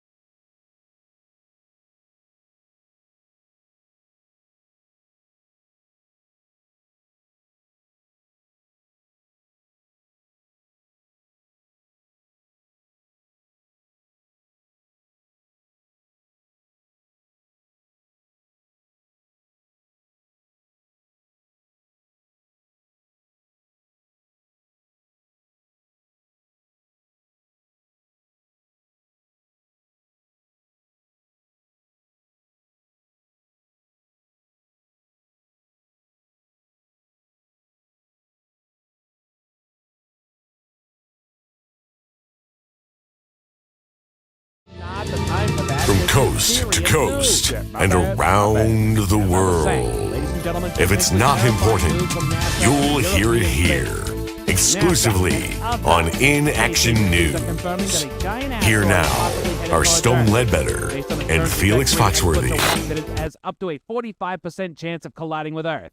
The mass of the asteroid suggests that this could be an extinction-level event. What are they so worried about, man? As I stated, Felix, the mass of the asteroid could be extinction level. It's estimated to be 6 times larger than the asteroid that killed dinosaurs. Okay, so what's the plan? The plan? Yeah, man, what's the plan? Every nation in the world is working to come up with a solution. We're facing extinction. You keep saying that, Playboy. I can't emphasize enough the peril the human race is potentially facing. I know that the world's nuclear powers are convening to possibly coordinate a multifaceted launch of nuclear weapons to attempt to readjust the asteroid's orbit. Nuclear weapons? Man, why wouldn't they just send rockets for the Preparation H? Preparation H for a giant asteroid? What are you talking about? My dad, man. When I was younger, my dad used to get asteroids. Now, we finally started using Preparation H. Asteroids didn't go away, but they did shrink to the point that they were manageable. I'm talking about an asteroid, not a hemorrhoid. I know my dad's asteroids were hemorrhoids. He's a man. He got hemorrhoids. My mom got her roids. What? Anybody can get asteroids, Playboy. Men get hemorrhoids, women get herroids. But asteroids is asteroids. My heavenly father. That's why we should send rockets for the Preparation H, man. They'll shrink the asteroid down to a manageable size. My father used to have asteroids too, but my father was obese, whereas my mother used to call him meaty. He had meteoroids. No, he had hemorrhoids. Well, sure, because he's a man, and men get hemorrhoids. Okay, that's what I've been trying to tell him, Bonnie, but he won't listen. I am listening, even though I shouldn't be. This asteroid, the one that has a 45% chance of ending all life on Earth, is a giant rock. If it smashes into a planet, there's not enough Preparation H on Earth to help us. What about Anusol? What? It's Proctor's own HC. My dad says that stuff worked pretty well too, man. Did he ever get a hydrocortisone topical? Guys, this asteroid is a clear and present danger to all life. No amount of Preparation H, Anusol, hydrocortisone topical is going to help humanity. Epsom salts? No! Okay, Stone, if you're so smart, what would you do? The nuclear option! See, Stone, you sound like you have roid rage, man.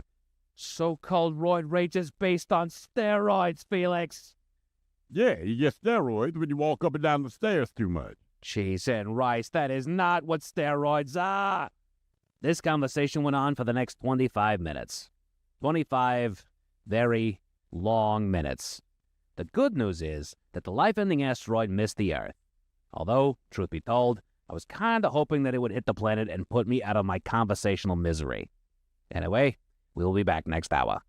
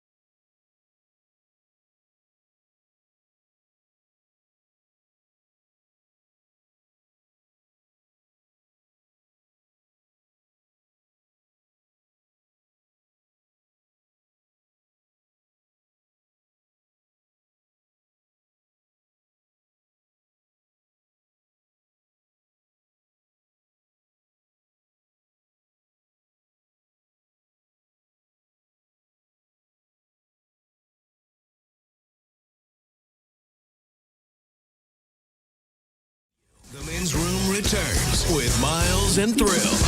All right, coming up at 5:08, we will drink and toast in the weekend with the shot of the day. And we do have your headlines on the way at 5:50. But first, quick check-in with Mike Hogg and some of the stories and headlines he is not working on. Well, thank you, Miles. A chewing gum is in development that's supposed to help fight off mouth cancer and HPV. Okay. I mean, if we could have all sorts of vaccinations and whatnot just in the form of chewing gum. Yeah. And that'd be kind of awesome. As long as it's not fruit stripe and the effects only last a couple seconds. Fruit stripe tastes so good, and it is done. Like, by the time you're like, God damn, this tastes good. By the time you say that, flavor's gone. Yeah. But I mean, even if it only lasted 10 seconds, it's worth it for the outcome. Absolutely. Sure. I'm just hoping that the outcome doesn't last the 10 seconds, though. Yeah. You're protected from cancer for 10 seconds. For 10 seconds. Do you need a hepatitis B gum? You been vaccinated? Jeez. The man that allegedly leaked the new Avatar movie has been arrested and could face years in prison. Why? I don't know. That's kind of where I was at. You know, I suppose it's an infringement of intellectual property. You know, it's very, very bad form. Like, I'm not... It's bad form, but also, how can you leak something where you already know the plot? No, I'm just saying, it's been the same movie over and over and over. Not those Avatar movies. The Last Airbender, the new Avatar movie. Oh. Yeah. Okay. I'm like, bro, we know what the Avatar movie is. It's the same freaking movie every time. Yeah, exactly. I mean, I guess if you charged him with theft... Right, which is... Yeah, that makes sense. Kind of what it is. All right. Yeah. So, yeah, it is what it is. Air purifiers have been linked to faster thinking in adults over the age of 40. Because it's purifying the air they're breathing? Correct. Okay. I need to get new filters for my air purifiers. So fresh air is good. Fresh air is good. All right, mark that down. Fresh air is brain good. Clean. I'm going to blow your mind, man. Fresh air. This is just going to knock your socks off, man. You just need that fresh air in there and you're good to go. You know, it's funny. I won't be in my place for all weekend. Yeah. I was like, let me open a few windows. There you go. Yeah, let that air out a little bit. It ain't gonna rain. Let it air out a little bit there. Put your thinking caps on, gents. Time for the Merriam-Webster word of the day. I give you guys 30% chance of success on this one, but it is an adjective brought to you by the letter A. Zoom in. Let's see here. It's a formal and literary word used to describe something that relates to trees. Arboretum. Arbor. Why do we sound like seal? Arborist. You guys are all on it. Let's see here. Despite weekly hikes on the same trail, she never ceases to be amazed by the blank beauty. The arbor. Arboristic. Arboreal is the word that we're looking for. Arboreal. So close. I've never heard of arboreal. Neither have I. But I'm going to use it now. I'm going to keep it up. I'm going to keep it arboreal. Arboretum. Yeah, is that's what trees are. Well, they call them like a park different. Like it'd be like going to a Japanese garden. Yeah. So arboretums do the same thing with different types of trees. Sure. So they had one of those growing up where I was. So they had different species of trees that were not indigenous to the area, but they didn't cause any problems. Gotcha. They just That's grew an them. arboretum, right? Yeah. What's in an arboreto, Ted? You order an arboreto. Does it have broccoli in it or something? It has trees, Mike. Right. Well, broccolis are like little trees. That's true. You know what? Probably, what's the peppery leafy green? Pepper. Oh, arugula. Arugula. It looks like a leaf. Okay. Well, it is. You never had a... Never mind. You don't like vegetables. Why am I asking? What are you going to ask me?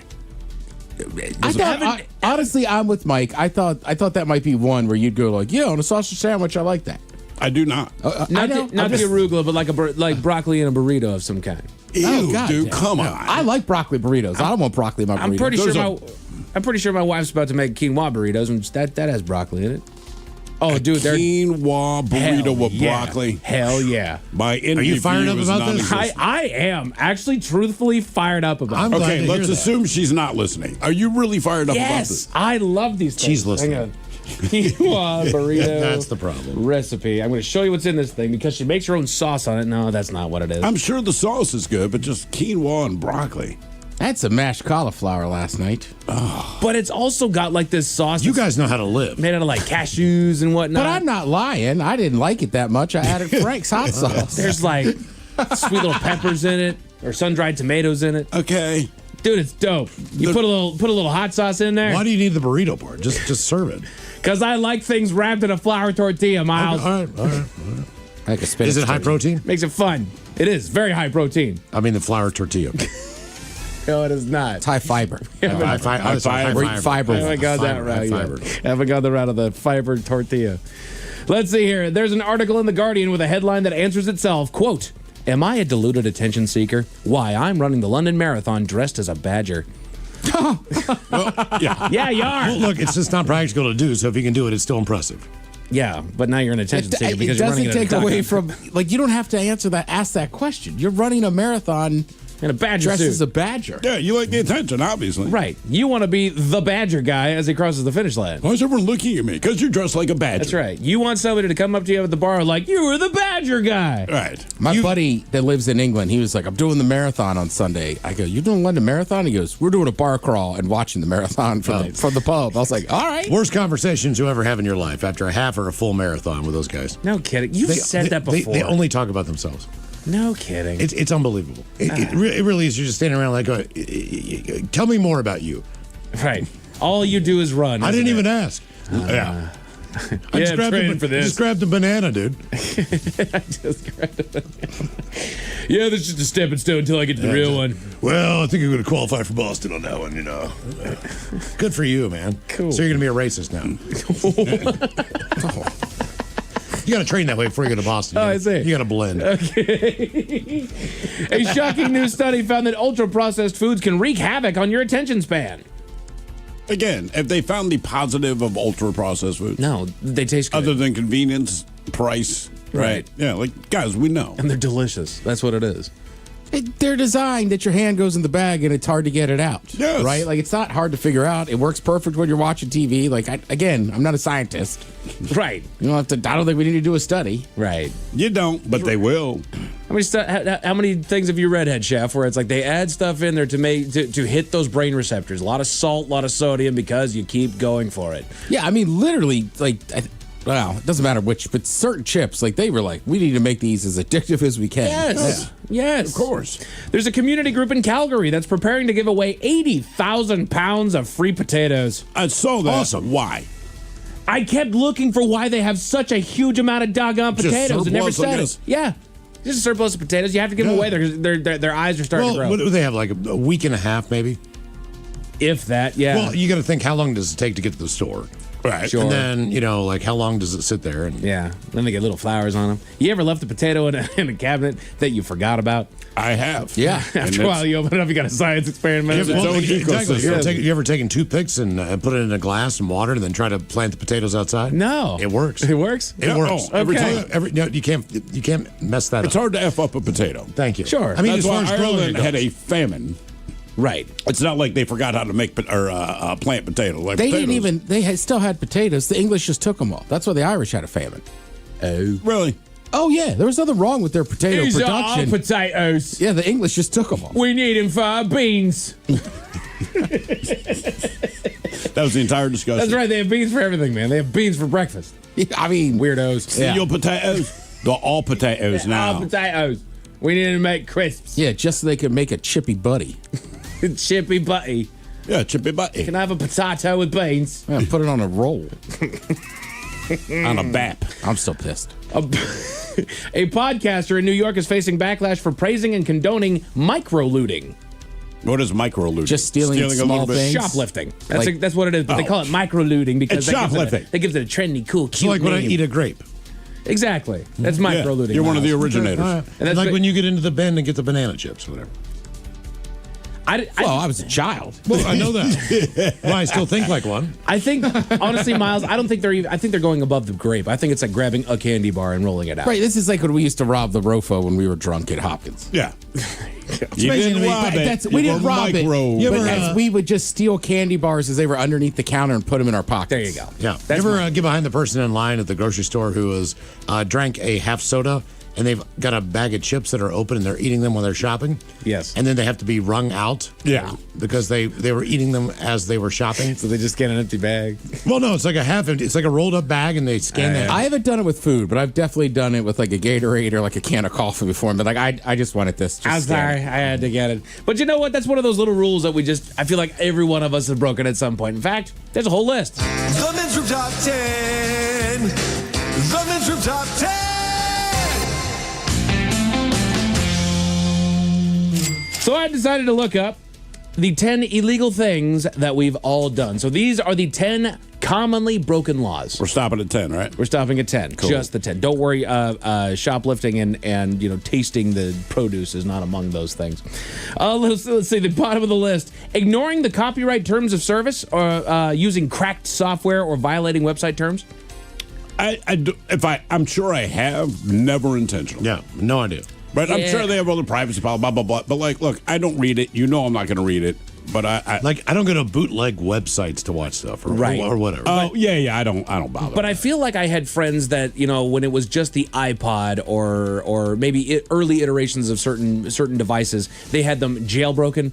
You could also do it with like your Amazon Fire Stick devices and stuff like that to just I know what you're talking about. Yeah. It was their way of pilfering the cable like people used to do back in the day, right? Yeah. You hook up to the neighbor's cable box and I've done that. Miles has done that. I definitely have shared my Netflix password with somebody. Wait for that one there, Steve. I didn't know it was illegal at the time I did it. Yeah, password it was sharing? years and years ago, and so they wanted to watch something. It was something I didn't care about. And I said, oh, man, just use my password. And then like 3 months later, Netflix is like, hey, the worst thing you can do. I'm like, that's illegal? What are they paying for it? In all fairness, it like the way it's set up, it says my name.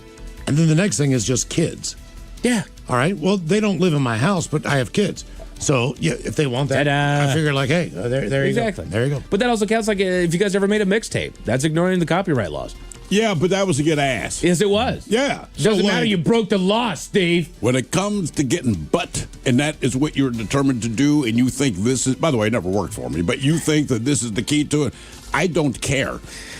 Throwing away electronics. Disposing of e-waste like phones, computers, and stuff like that in the trash is illegal in many regions. I actually don't do that now. Yeah, I did back in the day, but again, I did not know that it was illegal. And when I found out that it was illegal, I just stopped doing it. Not because it's illegal, but when they explained why, I'm like, makes sense. I've got stuff that I need to go take to an e-waste depository or whatever. All right, so I get like, don't throw a laptop in the trash, but what about batteries? I'd switch out, 3 AAA batteries in my remote control. I think your AAAs are okay, but I think like lithium-ion battery and stuff like that. I get that. Right. I'm not going to put myself at risk for this, trust me. But if I'm just taking batteries out of the remote. Well, before recycling was huge, there was recycling bins in the parking lot of your grocery store. Yeah. So if you wanted to, you could take your glass bottles and all that stuff back to those locations. So like a paint store, they should have a dumpster that is only for paint cans. Yes. Like you should be able to take these damn things back. Instead of, you know what I mean? Like, seriously, I bought it at the Sherwin-Williams store. When I'm done with it, I'm taking it back to you guys. There you go. You do whatever you want with it. Exactly. But you have a dumpster that you can put it in or something. You know how to get rid of it better than I do. I don't. Littering or not cleaning up your dog waste, a common public ordinance violation. I've done that by accident, never on purpose. Clean up after your freaking dogs. There's a lot of people around my area that do it on purpose. Their dog lays just this isn't even human size. This is like a bear crap that they leave in the middle of the doggone sidewalk. Sidewalk? On the sidewalk, dude. Come on, man. It takes less than 30 seconds to deal with it. Right. And you bend over it, you pick it up, you knot the bag, and off you go. Right. And again, I don't care if you throw it away in my garbage can. Just pick it up off my friggin' yard. As a general rule, most people, other than birds, where we accept finding their S everywhere, there's not a whole lot of animals or people that are indifferent to seeing a pile of excrement sitting somewhere. Exactly. Even if you see a pile of deer S sitting there, dude, or rabbit turds, like nasty, man. Like put that somewhere else. Stay in the woods, bitch. And even with the birds, they always manage to put it on my friggin' windshield. They do. There was one, I was driving around downtown Seattle, there was a pigeon that flew up and across. It looked like Taco Bell across my friggin' windshield, dude. It was bad. It was bad.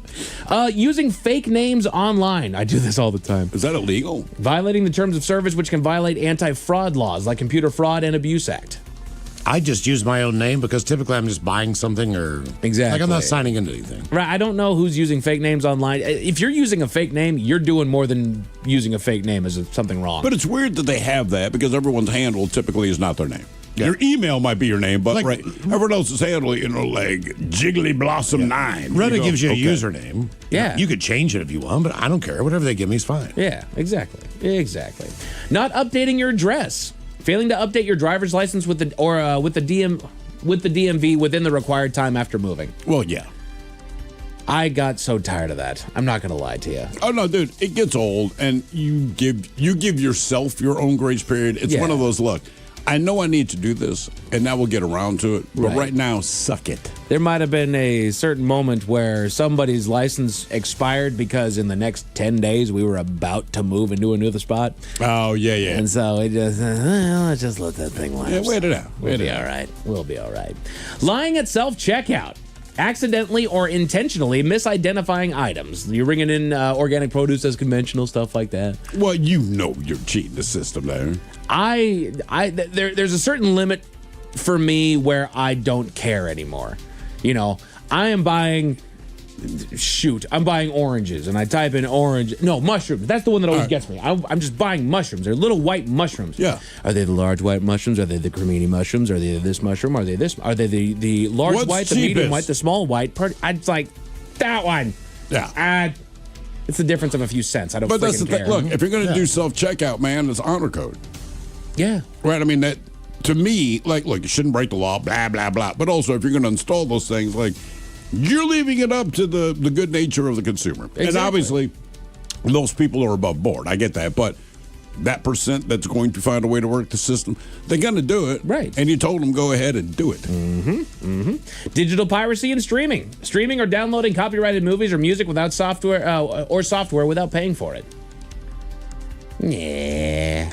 That industry's so dirty, I don't care. It's not something I did, but only because I'm not tech savvy.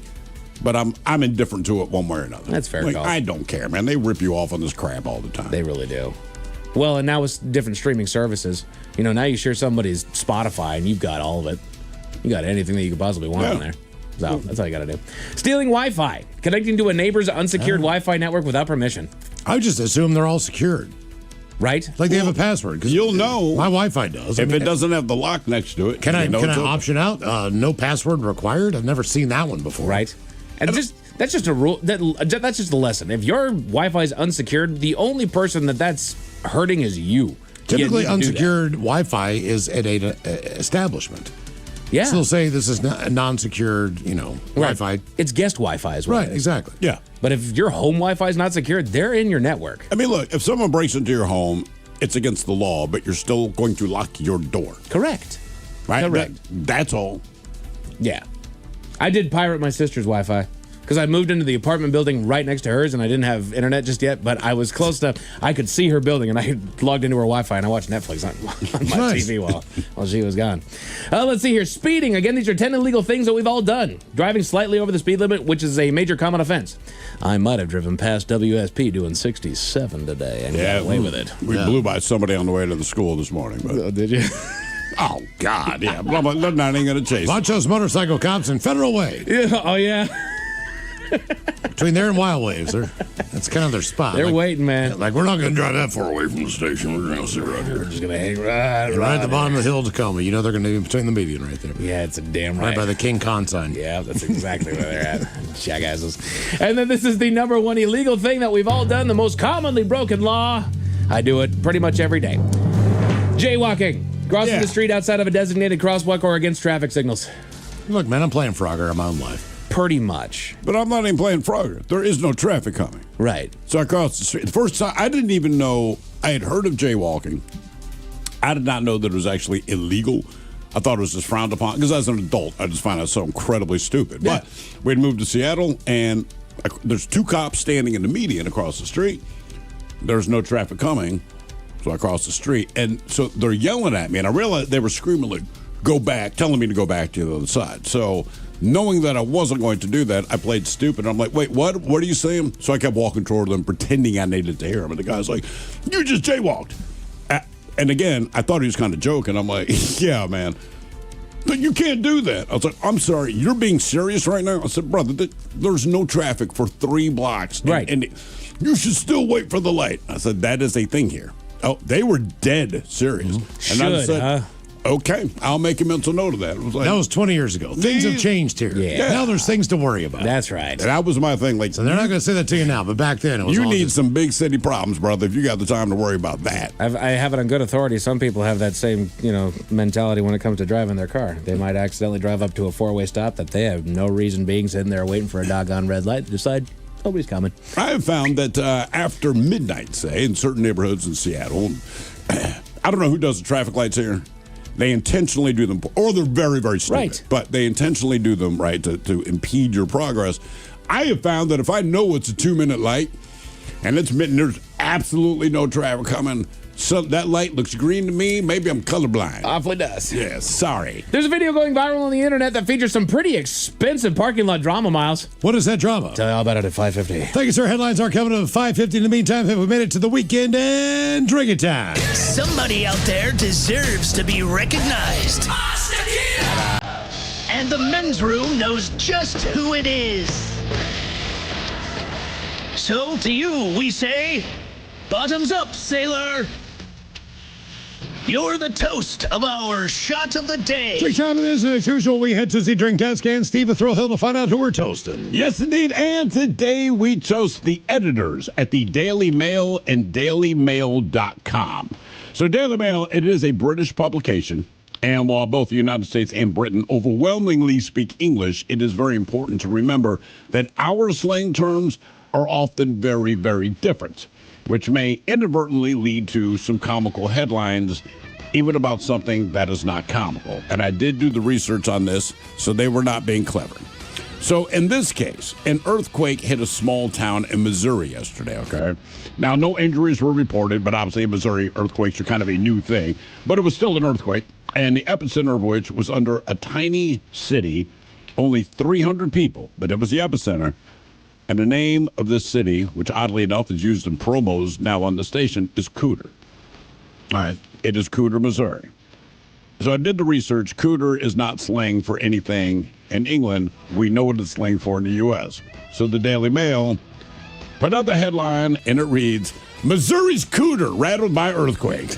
And I've been giggling about it all morning. So at first I thought, oh, they did it on purpose. But I did the research. I'm like, Cooter means nothing to them there. So, and we would say Cooter, Missouri. Right. We would say Cooter, Missouri. But no, they say Missouri's Cooter. Like Missouri is the possessive thing. Oh, yeah. I thought that was brilliant. Oh, dear Jesus. Oh, yeah. So we pour this booze and we drink this booze because we think it's yummy. Yummy. So over the tongue and down the throat to party in our tummies. Down the hola, bichola. All right, your winner on a Bad Choice Friday coming up next. All right, you know the average weight of a vehicle.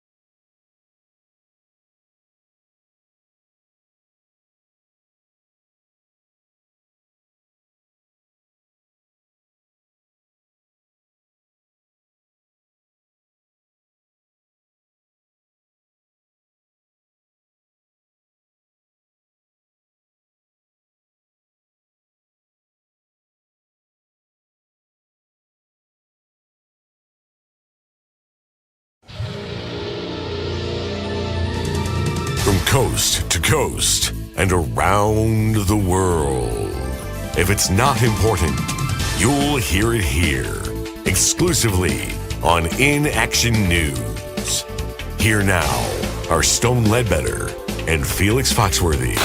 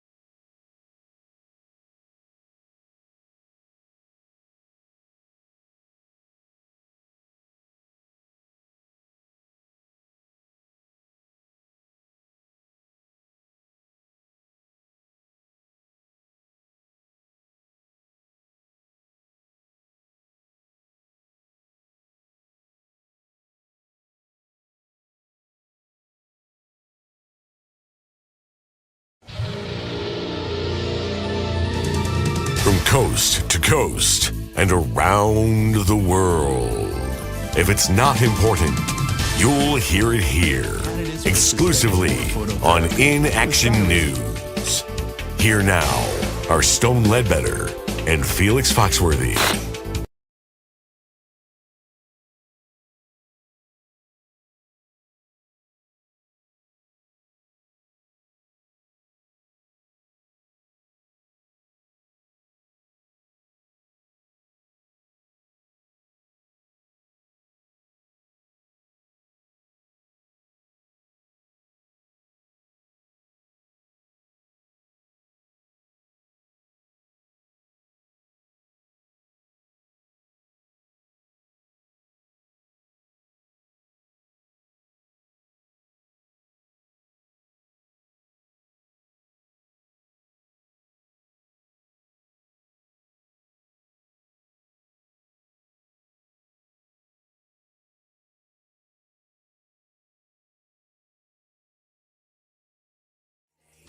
Choice Friday. You know it's Bad Choice Friday. Hey, man, this is your fault. Shame on. Supposedly a weekend of sunshine. We celebrate on a Bad Choice Friday. Your choice is John Denver, Sunshine on My Shoulder. Taking on Bill Withers and Lovely Day. Mike, how was the voting? It was crazy close, Miles. It was with a difference of 27 to 73%. So much closer than I thought it was going to be. John Denver. Do you feel the sunshine on your shoulder? Yes. No, of course you don't. We're inside on such a lovely day. Bill Withers on a Bad Choice Friday. Welcome to the weekend. You're listening to the Men's Room, 99.9 KISW Seattle.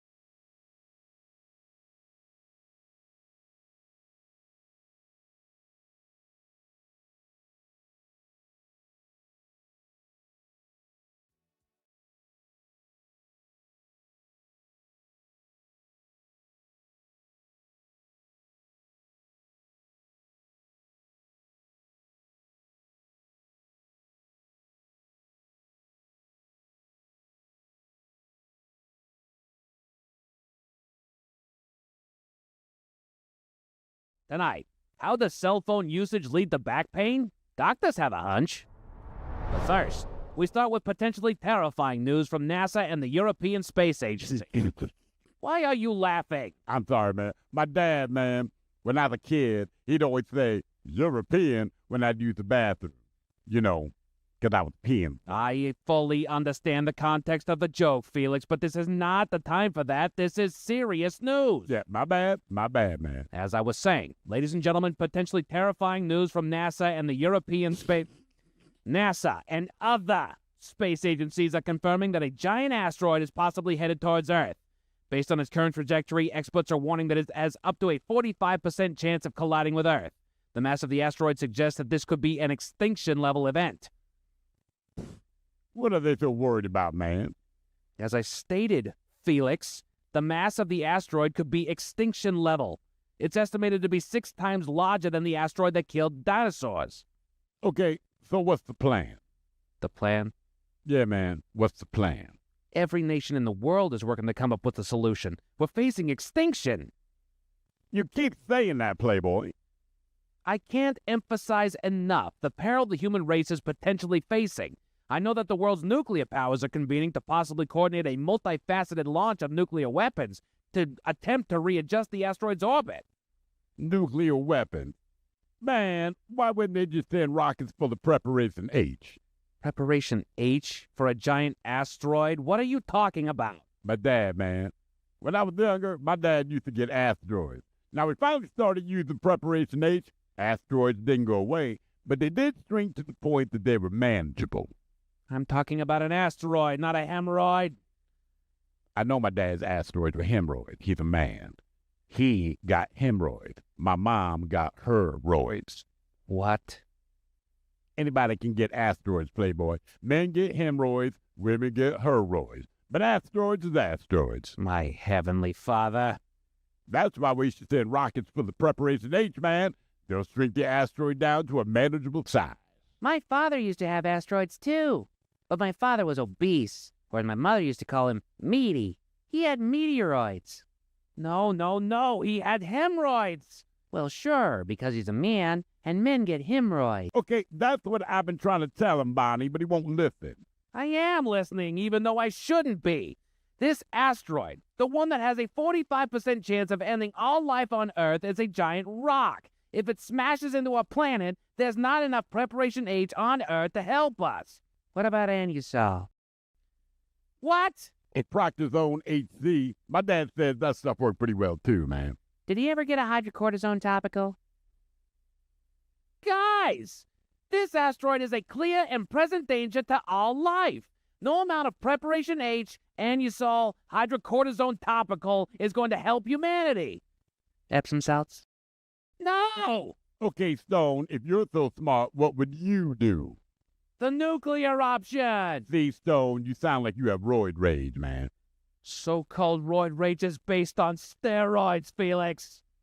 Yeah, you get steroids when you walk up and down the stairs too much. Cheese and rice, that is not what steroids are. This conversation went on for the next 25 minutes. 25 very long minutes. The good news is that the life-ending asteroid missed the Earth. Although, truth be told, I was kind of hoping that it would hit the planet and put me out of my conversational misery. Anyway, we'll be back next hour.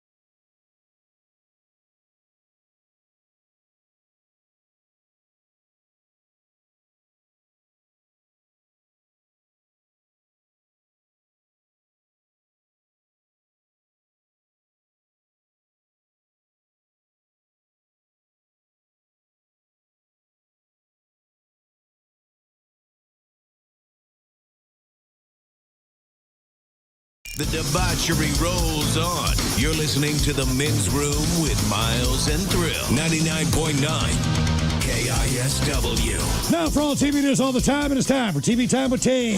And now, because your pathetic life is confined to countless hours in front of a talking box, The Men's Room presents TV Time with Ted. All right, your choices today. You got old Seth Meyers, the Jimmies, Fallon and Kimmel, Colbert, Steven, or Ted Smith. Is it Ted or is it late night? And it's right there. The title. These guys have teams of talents and writers help them come up with their monologues each and every night. It is up to you to determine, is this an actual late night joke and from whom, or could it be a The Ted Smith original? The so-called hot rotisserie chicken act is about to pass in the House, since right now people receiving benefits from the government can only buy cold chickens and not hot ones. Bottom line is, even single guys are struggling right now. The Ted Smith. Yep. That was me.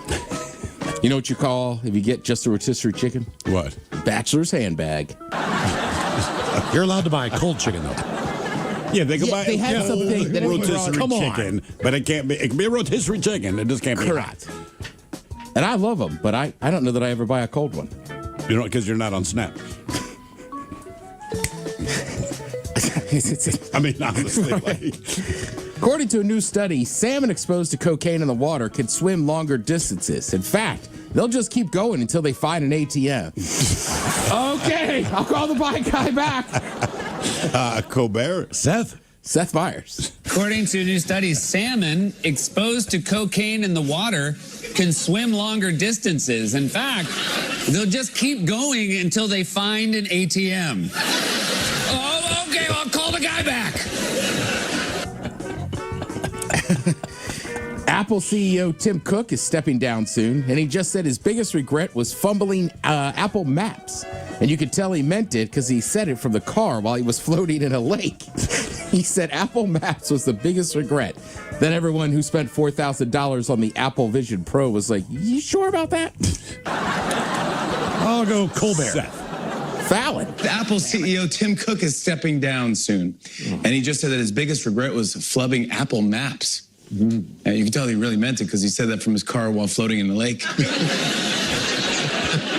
Yeah, he said Apple Maps is his biggest regret. Then everyone who spent $4,000 on the Apple Vision Pro was like, you sure about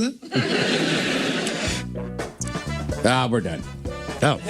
Sorry. I guess I didn't tap you hard enough. No. All right. I love talking about sports. If you go to a live sporting event, what's one of the best parts about it, in your opinion? Depends on the sport. For me, assuming I'm in the home stadium, just maybe like 70,000 people just rocking out for the same reason. Yeah. All right, let's say it's a baseball game. Okay. The The beer, baseball food is awesome. The smell. Because the action is infrequent in baseball. So when you see a good play, cool. But for the most part, like I'm eating the food I want to eat, talking to people I want to talk to. I'm with you. And like, you definitely eat at football games too. But it's different. You kind of eat in a hurry and you're not really there to appreciate Well, you're a relaxed fan at a baseball game. Yes. You can just chill out. Where any other sport, you're kind of on the edge of your seat. Or you should be if your team's worth a damn. Right, and also football just has so many less. But there's so many baseball games. Like I feel like True. And again, Major League Baseball does a great job of putting like crazy food products in there. I think they stole from the minor leagues, which is good. It is. Because the minor leagues do a great job of it. But baseball is definitely the sport where you want to sit there and be like, oh, I'm going to get this special thing. And you feel good about taking your kids there. Like you're not, you're not dealing with a bunch of hammered people. There's nothing wrong with an NFL or college football game. Well, there's less cussing. There's fewer words you have to explain to your children at a baseball game. Correct. Unless you're out in center field of the beer garden. Okay, that is fair. Yeah, but like... I like watching the guys warm up. Where you can go down and kind of be in that little beer garden. Yeah. Watch the Mariners pitchers work. I mean, to me, I'd just rather sit down there and drink beer and watch these guys throw darts. Well, forget all that. The best thing about going to a baseball game, the mascots, gentlemen. Mascots. Of course. So I have a list here of Major League mascots ranked. The top 10. Okay, what was the criteria? They just asked people to vote for their favorite mascot. Let's see. Do you guys have any favorite mascots in baseball? Baseball alone. Oh, God. No. My favorite all time was Squatch. And I know he's not baseball. I know he's with the Sonics. I mean, nobody's doing now, but that was my You know what, man? I guess growing up, based on This Week in Baseball, all right, probably the San Diego Chicken. Oh, yeah. Correct. I'm with you. San Diego Chicken. Mm-hmm. You didn't even know why. The Philly, whatever he is. Fanatic. All right. Those are the most two popular that I remember growing up. San Diego Chicken is a god among mascots, Is right? he still doing stuff? Active? Yeah.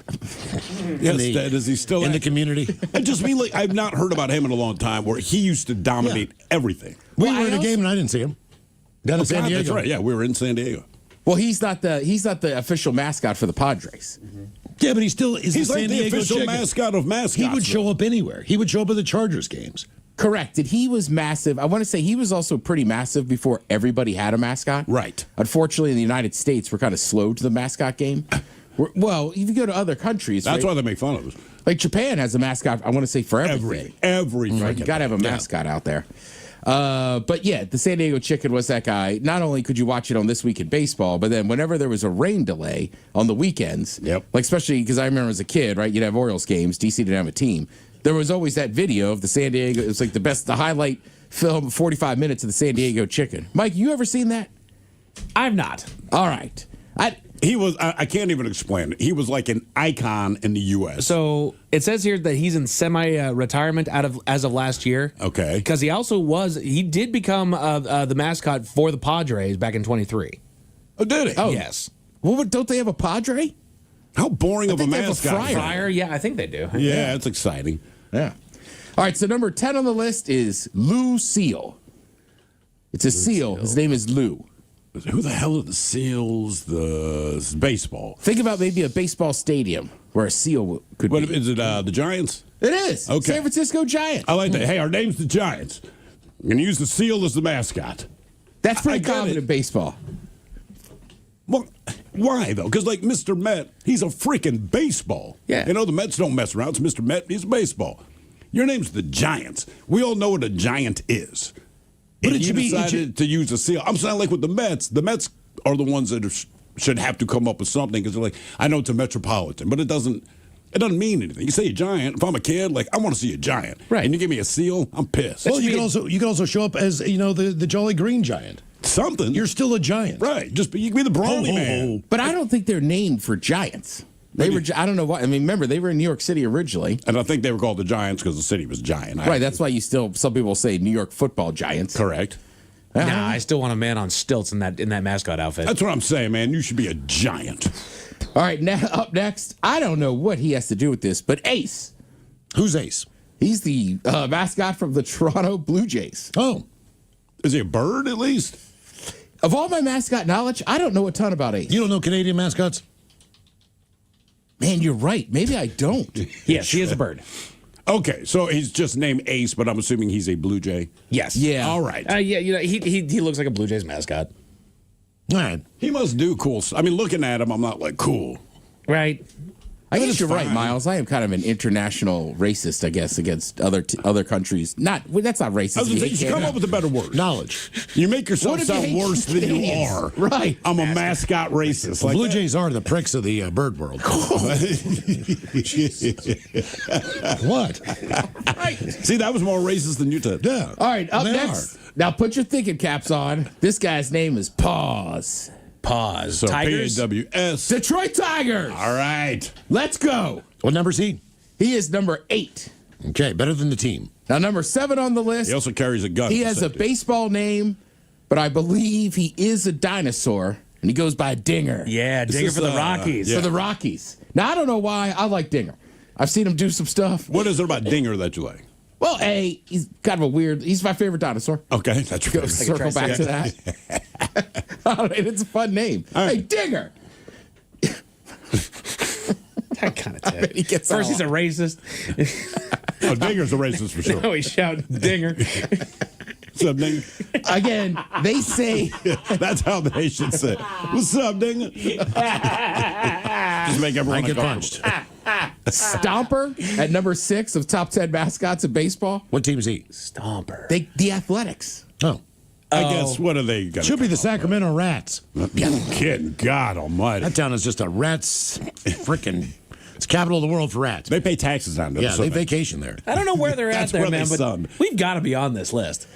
All right, up next. Now, this guy I definitely know. I have a friend that ended up inadvertently having a cocktail with him at a bar because he was in town training other mascots and some of the people at the haunted house. Orbit. Oh, the Astros. Astros. Okay. All right. Was he just a regular dude at the bar or was he in costume? He was a regular dude at the bar. I don't believe him. And my buddy was... Hey, You could tell anybody that tonight. Hey, you know who I am? Or even who I was. Right. I'm getting older now, so How I would had to you put it know? down. I used to be Blitz. Right. Somebody's going to buy me a beer. I wasn't. Don't believe me. I was Barney for three seasons. I would never believe that you're Barney. Yeah, 3 seasons. If you do an athlete 3 one, seasons. I wouldn't believe it. It's true. I worked down in Texas in Dallas. Yeah. It's hot down there. That's why I left in that costume. I'd believe you if you told me you were the Mountaineer. Plus, a kid came up to me and asked me if I was Grimace, if I could give him a milkshake. At that point in time, I knew the gig was up. All right, next. This one will hit close at home in this studio. The Oriole Bird.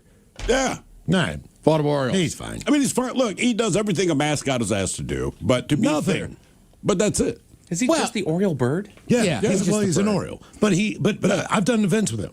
His name's Ween. I've done 2-hour events. Yeah. Dude doesn't say a word. Maybe it's a woman. They're I not don't supposed even to know. say. But mascots can't talk. I know, but that sucks when you're sitting in a booth just with you and him. Oh, he wouldn't Okay, even before talk the to people you. get there. I mean, like when the event starts at 2, then shut up. But like at 1:30, if I'm trying to talk to you, man, say something. Oh, hang on now. I have hung out in 5-minute spurts with Blitz, and that give you motions. You can figure it out. I'm talking about talking. I hear you. This sounds like a fantasy to me. I'd love to spend 2 hours hanging out in a booth with It's the like Oriole bird. Miles' weird version of Jay and Silent Bob. Yeah. Just kept looking at him like, you going to say anything? Keep putting a microphone in his face like, go ahead. Here with the Oriole bird. Say something. Mike, the Oriole bird's big shtick is because he has a beak. Yeah. So he like opens it up and puts it on people's heads. Or he'll eat the other. If you're wearing like a cap for like the Mariners, he'll eat the cap. Yeah. That's his claim to fame, bro. That's why he's so high ranked. Yeah. Legend. I got it.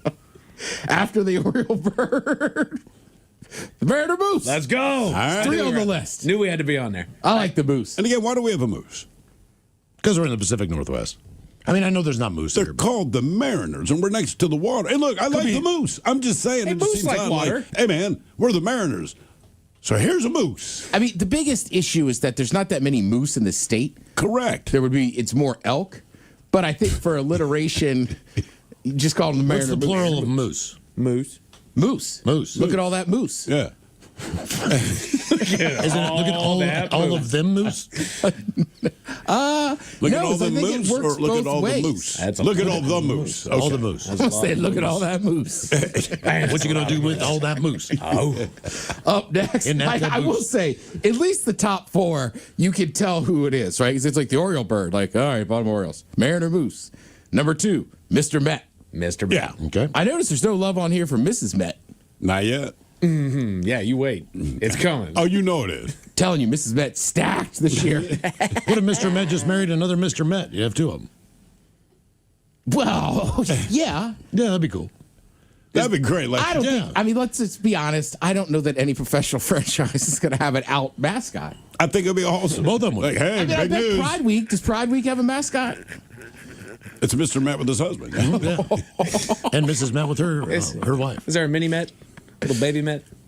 No, they don't procreate. All right. Do they adopt? Just bring in some random ass mascot. Here's the Mariner Moose. This is the Portland pickle. We picked him up. I do like the pickle. How can you not? I don't even like pickles, but that's so awesome for a I name. think his name's Dylan. Of course. What's the name of the fish stick that we got down there? The fish stick, right? The dub. 'Cause I met him too. Right, I met him in the Fryer. That's what they call their stadium. Crispy. Crispy, that's right. Shout out to Crispy. And then number 1 on the list of baseball mascots, obviously he's the Philly fanatic. Yeah. I mean, you don't even have to like the Phillies. Again, I think they brought him out right after the height of the San Diego Chicken. And it's like, Jesus, man, everybody loves He's like him. the East Coast version, right? He basically is, right? Because the fanatic, like, again, if you're into mascots, which some people are, like, he will show up at different stuff that have nothing to do with Philadelphia sports or anything else. I would say that he makes less sense than a doggone moose. He makes no sense at all, but that's why people like him. Right, Well, correct. one, everyone in Philly is a fanatic. So his name definitely reflects the city. And the fact that he looks like, look, they have gritty. Right. Philly has decided when we do mascots, we don't effing care. They're the Phillies, man. They should just have somebody on a light pole out there. Or a horse. Yeah. There you go. Let's see. This weekend, you still have the NFL draft going on. You got NBA, NHL playoffs, baseball going on, golf, NASCAR. There's a lot of sports on. Okay. English Premier League, soccer. Just, I don't know, at some point in the day, watch it. Thank you, Tim. We appreciate it. You're listening to The Men's Room.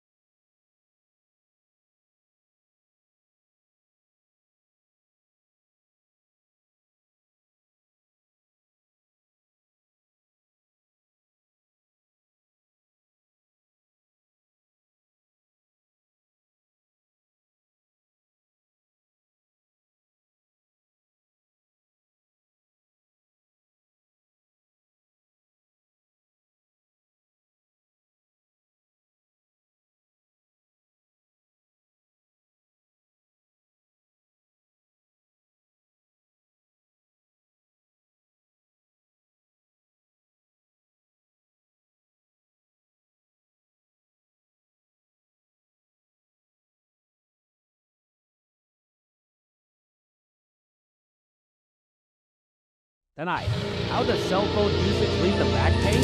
Doctors From have coast to coast and Third, we start around with the potentially terrifying world. news from NASA If and it's the not European important, Space Agency. you'll hear it Why are you here. laughing? Exclusively on In Action News. Here now are Stone Ledbetter and Felix Foxworthy.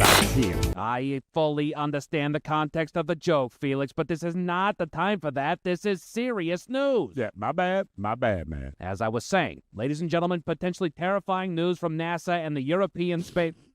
NASA and other space agencies are confirming that a giant asteroid is possibly headed towards Earth. Based on its current trajectory, experts are warning that it has up to a 45% chance of colliding with Earth. The mass of the asteroid suggests that this could be an extinction-level event. What are they so worried about, man? As I stated, Felix, the mass of the asteroid could be extinction level. It's estimated to be 6 times larger than the asteroid that killed dinosaurs. Okay, so what's the plan? The plan? Yeah, man, what's the plan? Every nation in the world is working to come up with a solution. We're facing extinction. You keep saying that, Playboy. I can't emphasize enough the peril the human race is potentially facing. I know that the world's nuclear powers are convening to possibly coordinate a multifaceted launch of nuclear weapons to attempt to readjust the asteroid's orbit. Nuclear weapons? Man, why wouldn't they just send rockets for the Preparation H? Preparation H for a giant asteroid? What are you talking about? My dad, man. When I was younger, my dad used to get asteroids. Now, we finally started using Preparation H. Asteroids didn't go away, but they did shrink to the point that they were manageable. I'm talking about an asteroid, not a hemorrhoid. I know my dad's asteroids were hemorrhoids. He's a man. He got hemorrhoids. My mom got her roids. What? Anybody can get asteroids, Playboy. Men get hemorrhoids, women get herroids. But asteroids is asteroids. My heavenly father. That's why we should send rockets for the Preparation H, man. They'll shrink the asteroid down to a manageable size. My father used to have asteroids too, but my father was obese, whereas my mother used to call him meaty. He had meteoroids. No, he had hemorrhoids. Well, sure, because he's a man, and men get hemorrhoids. Okay, that's what I've been trying to tell him, Bonnie, but he won't listen. I am listening, even though I shouldn't be. This asteroid, the one that has a 45% chance of ending all life on Earth, is a giant rock. If it smashes into our planet, there's not enough Preparation H on Earth to help us. What about Anusol? What? At Proctor's own HC, my dad says that stuff worked pretty well too, man. Did he ever get a hydrocortisone topical? Guys, this asteroid is a clear and present danger to all life. No amount of Preparation H, Anusol, hydrocortisone topical is going to help humanity. Epsom salts? No! Okay, Stone, if you're so smart, what would you do? The nuclear option! See, Stone, you sound like you have roid rage, man. So-called roid rage is based on steroids, Felix. Yeah, you get steroids when you walk up and down the stairs too much. Cheese and rice, that is not what steroids are. This conversation went on for the next 25 minutes. 25 very long minutes. The good news is that the life-ending asteroid missed the Earth. Although, truth be told, I was kind of hoping that it would hit the planet and put me out of my conversational misery. Anyway, we'll be back next hour.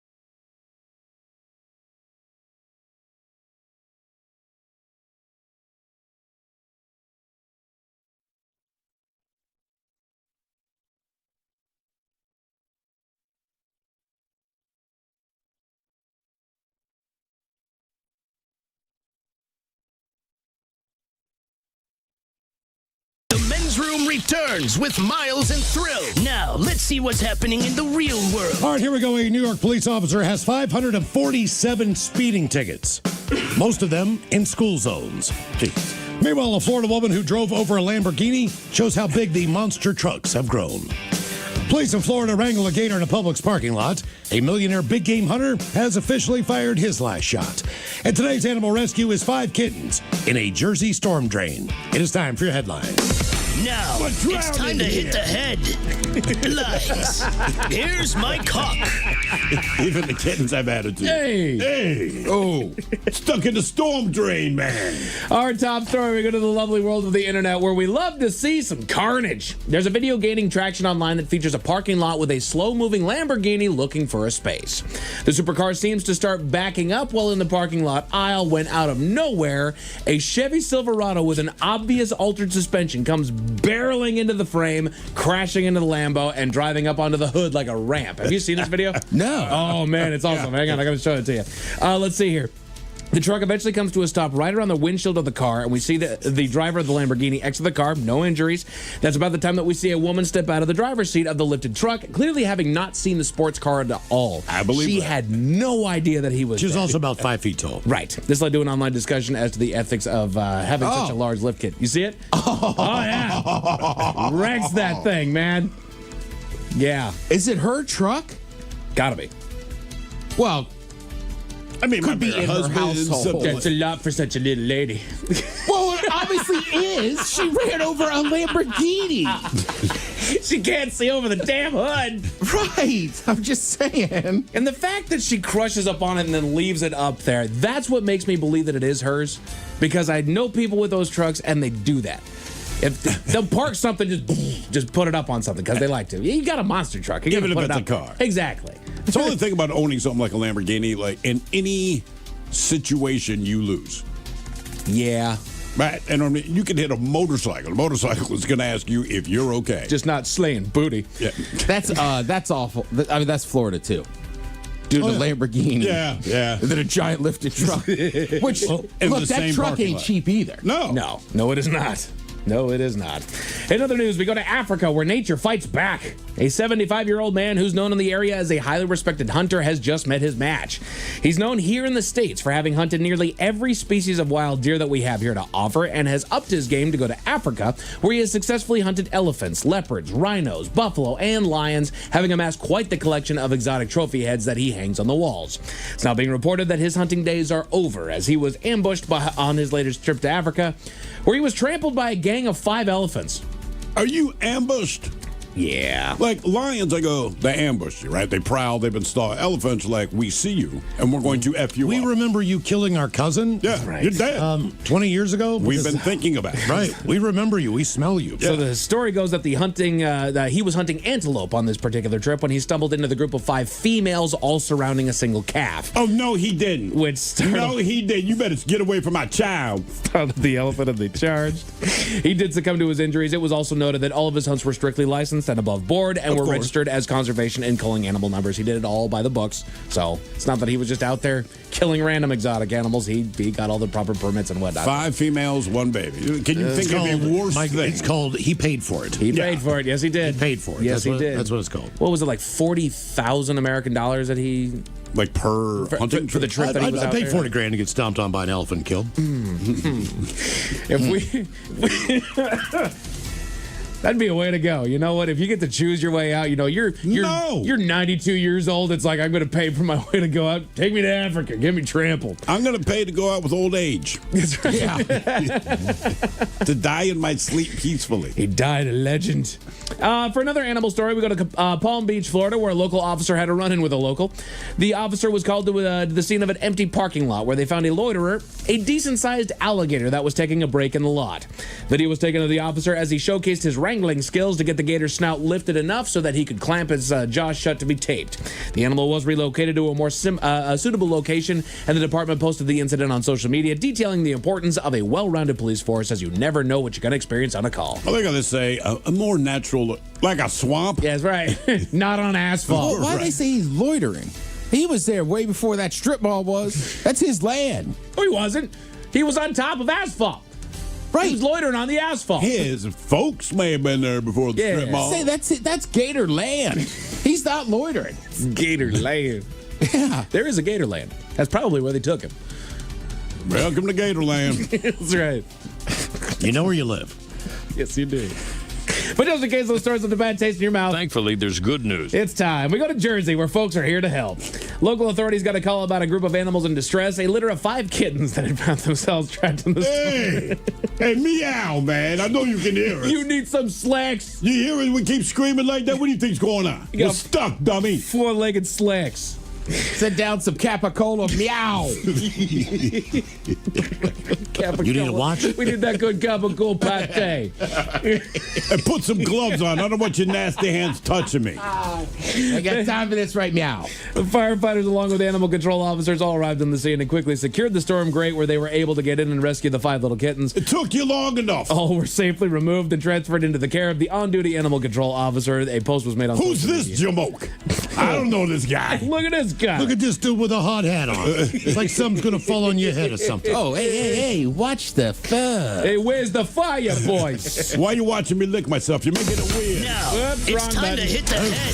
Who called the cops? The fuzz, if you will. Right. Think we're getting pinched. Men's Room Sports got basketball playoffs all weekend on Amazon, hockey playoffs on TNT and TBS. The Mariners are in St. Louis all weekend long, taking on the Cardinals on Mariners TV. And the draft continues over on ABC, ESPN, and NFL Network. As far as your weather, things are cooling down to a brisk 41 degrees with mostly clear skies.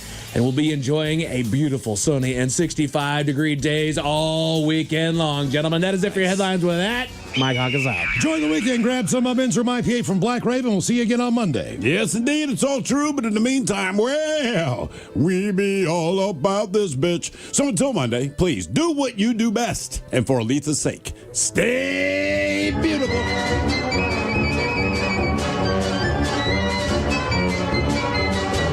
The Men's Room has been taped before a live studio audience. Wardrobe and makeup provided by Mantastic Limited. This has been a presentation of the Men's Room Radio Network. Oh, man. A Double Flush production.